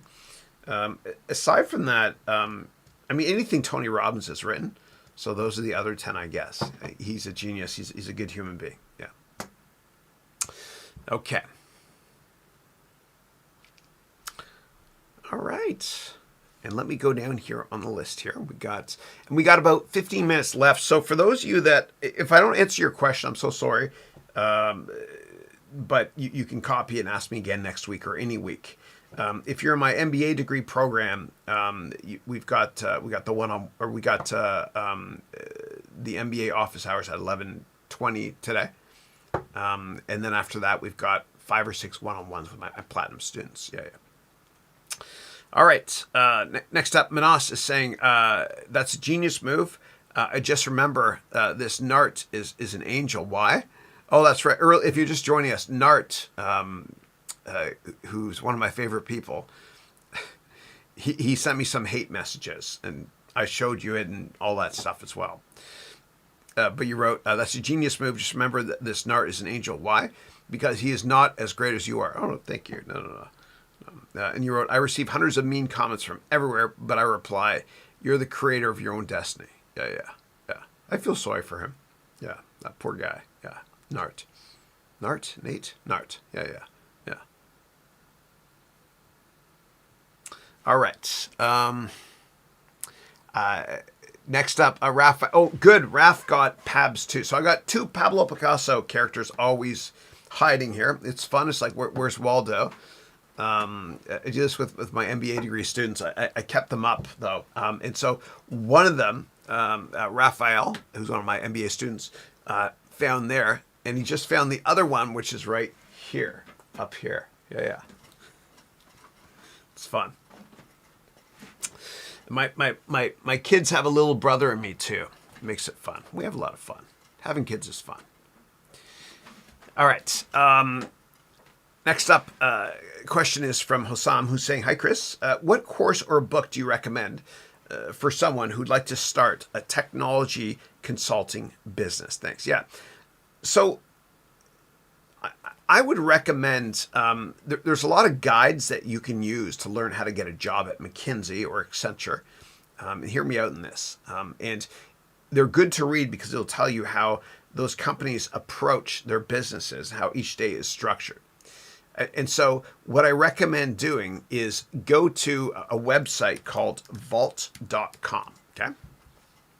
And anybody looking to get a job as well in a consulting firm or a bank or whatever it is, I recommend you buy guides from this website too, PDFs. I don't get comped by anybody, you know that. So what I would do is go over to consulting, okay? And then I would read here on the top 50 management consulting firms, okay? Right here. It'll teach you a lot about the consulting sector in general. And if you want to understand what a day in the life is like, you can read this book as well, The Guide to Consulting Jobs. In terms of understanding how to prepare for this consulting career, I think what's important is that I pride myself on providing my students with a ton of frameworks to use as crutches, so to speak, in order to answer any kind of business question from clients, for example. And so I recommend taking my MBA degree program at this web link here, because I think that will help you out tremendously. And I provide you with tons of frameworks that you can definitely use in the consulting industry. I spent 4 years working in the consulting sector as well. All right. Next up, we have Ahmed, who's saying, "Hey, Chris, what do you think of the hedge fund squeezes happening at GameStop?" Yeah. And I mentioned, I talked about this earlier, and I agree with you. It's interesting to see. You wrote here, retail investors beating hedge fund managers. They've been beating them for years. Yeah. So 90% of mutual funds and hedge funds underperform the S&P 500. And hedge funds too. A lot of times, hedge funds' job is not to beat the indexes, but to preserve capital, because a lot of very wealthy people that invest in hedge funds, they're interested in the following two things in this order: number one, capital preservation; number two, capital preservation, and then maybe number three, capital appreciation. But that's what hedge funds are all about. It's preserving capital. So if we have a bad year, they can make you lose less or maybe make a bit of money, whatever. And if you think about it, the word hedge, it's like in your backyard. You have a hedge around your backyard. That protects your backyard, which is kind of a euphemism for protecting capital. Okay. All right. Next up, Tony is saying, "Hi again, Chris." Hey, man. I've been selling stuff on eBay. Awesome. I do that too. Just things around the house that I don't need, like old cell phones, etc. However, I feel eBay's fees have been super high. Any tips to reduce their fees? It's hard. They kind of have a monopoly on the industry. It's really, really tough. And I've noticed a lot of Canadians have been selling PS5s over the past 1 or 2 months as well. And even with shipping from Canada, it's very profitable for them. So it's hard. I know that other people might list other platforms to sell on here, but they really have monopoly, and monopolies are lazy, and they don't innovate, and because of that, it's bad for the consumer. Competition is good for consumers. That's why governments break up monopolies. Yeah, but good for you for selling stuff that's sitting around the house at home, because those are all depreciating assets anyway. Yeah, it's like a video game. Once you finish a video game, you got to sell it fast, man, on eBay. And I've sold tons of games on eBay. I have over 500 ratings on eBay. I've been doing it since 1998. One of my first days at Goldman Sachs, Goldman did the IPO. I remember I was there on eBay. It was a pretty exciting day. So I've been using it for a while. But yeah, you got to sell your video games the second you're done playing them, because they depreciate by like $5 or $10 every month. Yeah. And eBay is a great place to sell them. Or you can do it you can do a trade-in on Amazon as well. Amazon.com has it. Not sure if they do with Amazon.ca in Canada. They probably do. Where you can trade in your stuff, your games, for example, and your cell phones. Anything, really. And then you'll get credit. store credit. Or you can take it to GameStop for store credit as well, even cell phones. Yeah, although they don't offer the best prices. Yeah. And Pratik is saying, hey, Chris, have a nice day. Thank you. You too. Thank you. And Pratik's one of my wonderful MBA students too. And then Pratik wrote, I almost forgot that today is your webcast. I thought it was Wednesday. No, all good, man. And we have our MBA students only office hours starting at 11:20 today. Yeah. Okay, cool. And then Tony 2 times is saying another question.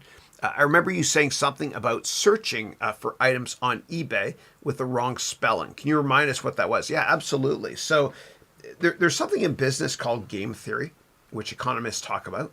And all that means is it's like playing chess. You're thinking 1, 2, or 3 moves ahead of the competition. And so what I do on eBay sometimes is I'll search for things and I'll spell it wrong. And Tony, because you're from Canada, you'll love this example. So what I do is I search for Wayne Gretzky rookie cards, which are worth a lot of money if you can get them in good condition. But I spell Gretzky with an S, S-K-Y instead of Z-K-Y. You like how that was Canadian pronunciation of Z, right? Or yeah, the way you say it. And sometimes I find cards, sometimes I don't. But what I did with the Nintendo Switch when it first came out, my kids, and only my kids wanted it. What I did was it was sold out everywhere, and the prices were insanely high. So what I actually ended up doing was I searched on Nintendo, T-O at the end instead of D-O at the end, Switch, and I was able to buy it for a decent price, and that's called game theory. Yeah. And believe me, I tried with PS5, it didn't work. Yeah. All right. Next up, Hidiat is saying, hey, Chris, would you recommend how to maximize your potential to become an impactful leader in your passion that you pursue? Yeah. So leaders are readers. I would read everything you can on a certain topic you're most passionate about, and then I'd become a thought leader, so to speak, in terms of opining or giving your opinion on social media platforms. And so write a lot on LinkedIn, release articles on LinkedIn, repurpose your articles by vlogging as well, like I do if you want to. And just talk a lot about what you're most passionate about. You know, maybe write a book as well about what you're most passionate about, and eventually people will think of you as a thought leader, right? It's self-fulfilling. I think, therefore I am, like the Rodin sculpture. So if you write a lot about, pardon me, what you're most passionate about, and you, I'm okay. If you write about it a lot on LinkedIn and you publish a lot, people will eventually come to you for it. For thoughts on that topic. You'll get interviews with the media, etc. And you can also write a book. And so I'll give you guys all a template. Many of you have written a book using this template. And so this costs you nothing to write a book, by the way. And I have 1 pages of instruction to tell you how to do it for print, Kindle, as well as Audible, meaning acx.com's website. And the way to write a book, you can get my template here, is you go to my website right here, okay? And then what you do is / all lowercase, write book. See there? All lowercase. And then you download this template here, and it's just showing you a preview here in Dropbox, but you can download this in Microsoft Word format right here. And I have 1 page on telling you the instructions, cost you nothing. And then here is the outline of the book, and all you do is you fill in the blanks. You make a great dedication, like I did to my mom and dad, who gave me the faith and confidence to know in my heart that you can accomplish anything in life. It's pretty dope, eh? It's cool. All right. And then what you do is you right-click on the table of contents to update the book, and just read, again, the first page for details on exactly how to publish your book. You become a thought leader. You write your book. This is exactly what I did. It works. I wrote this book here. I have 101 chapters. They're really, really short. After I meet somebody successful, I always ask them for their advice. And I pride myself on teaching practical stuff, not theoretical stuff. Then what I did was I gutted this book. What does that mean? Well, I took a chapter each week for, I guess, close to 2 years, whatever it is, something like that. and I wrote an article about it, or just copied and pasted these short articles into LinkedIn, and then eventually I made vlogs about it on YouTube. I repurpose content, which works really, really well. Nintendo's been doing it for decades. They take their old content, their old 16-bit or 8-bit Mario games, and they repurpose them, release them on new platforms. It helps you to work smarter, not harder, by repurposing content. All right. Dude, I suck at this water thing. I'm such a hypocrite. I started this webcast 3 hours ago talking about how I drink water. Have you seen me take a sip at all? It's ridiculous. Yeah. But when one teaches, two learn. Okay, and I got to wrap this up in a second here. I got to jump to my MBA students call. All right, next up, Manas wrote, good night, everyone from India. See you next week. And I love your emoji there. God bless you, brother. Always great to see you. Pratik is saying bye to Manas as well. Okay, next up, Mina is saying, I'm back after an accidental and passive shower. Yeah, you fell into the shower. Yeah. And then you wrote, I spoke with the headhunter, but ended up declining the job offer. Okay, we talked about. Yeah, nice. Yeah. And I think they wanted somebody who spoke French too. You mentioned as well. And you can actually help the headhunter out by recommending somebody for them. You know, it's the whole notion of giving in business. You know, give and take, like that great book by Adam Grant. I had to look at his name. But if you give and help headhunters and others in business, it'll come back to help you in the long run. Give and you'll receive. It's prophetic. It's been true since the beginning of time. All right. Okay. And then we have another Pratik here. Pratik Smart is saying Dale Carnegie has a book on public speaking as well. It's a great book. Please check it out. Yeah. And I took his course as well on public speaking. Which is fantastic. Or you can just do a search on meetup.com on the word Toastmasters and attend these meetings for free. Yeah, anywhere in the world. Toastmasters is for public speaking. Hidayat is saying, may you share about what is your biggest mistake that you've made in your career, but at some point it was your failing forward, meaning a turning point for you in reaching your passion. Thank you. That's a great question. Yeah. We don't have much time left. I talk about all my failures. I'd have to talk for years and years and years, going forever. My biggest failure was, just giving a damn what other people think of me and choosing my career based on that. Going to work at Goldman or consulting or hedge fund, venture capital, whatever it is. I try to please other people and not myself. And I thought I was clinically depressed. Can't even say that. And then I woke up one day and I was like, you know what? I just don't care what people think. I'm going to be a teacher. I'm going to be me. I love teachers. I respect them. I just want to do what I want to do. And I've been very happy since then. Because I was depressed always that, I would start these new jobs and my happiest day was always day one. And I know how to change careers. And I'm a humble guy, but not when it comes to providing advice on how to get the job of your dreams. I humbly know that I'm the best on the planet at that because I've done it so many times and I help so many people do it. And I've conducted over 1,000 interviews in my career. That's basically one per week. Sorry about the alarm there. That's basically one per week for 20 years. And I've changed careers many times. But I was depressed. I was a failure because I wasn't happy.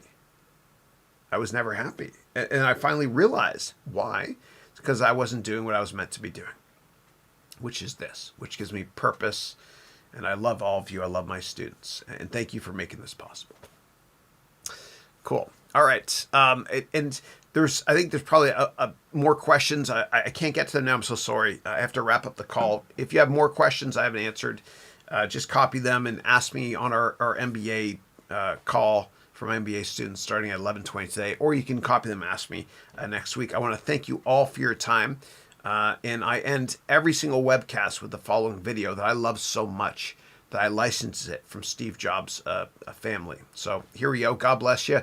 Subscribe to my YouTube channel. Check out my courses, please. I have a 30-day money-back guarantee with all my courses. You got nothing to lose and everything to gain. God bless you. Have a great weekend. And I'll see you next Thursday and every single Thursday. Thank you. When you grow up, you tend to get told that the world is the way it is, and your life is just to live your life inside the world, try not to bash into the walls too much, try to have a nice family life, have fun, save a little money. But life, that's a very limited life. Life can be much broader once you discover one simple fact, and that is everything around you that you call life was made up by people that were no smarter than you. And you can change it. You can influence it. You can build your own things that other people can use. And the minute that you understand that you can poke life and actually something will, if you push in, something will pop out the other side, that you can change it, you can mold it, that's maybe the most important thing, is to shake off this erroneous notion that life is there and you're just going to live in it, versus embrace it, change it, improve it, make your mark upon it. I think that's very important. And however you learn that, once you learn it, you'll want to change life and make it better, because it's kind of messed up in a lot of ways. Once you learn that, you'll never be the same again.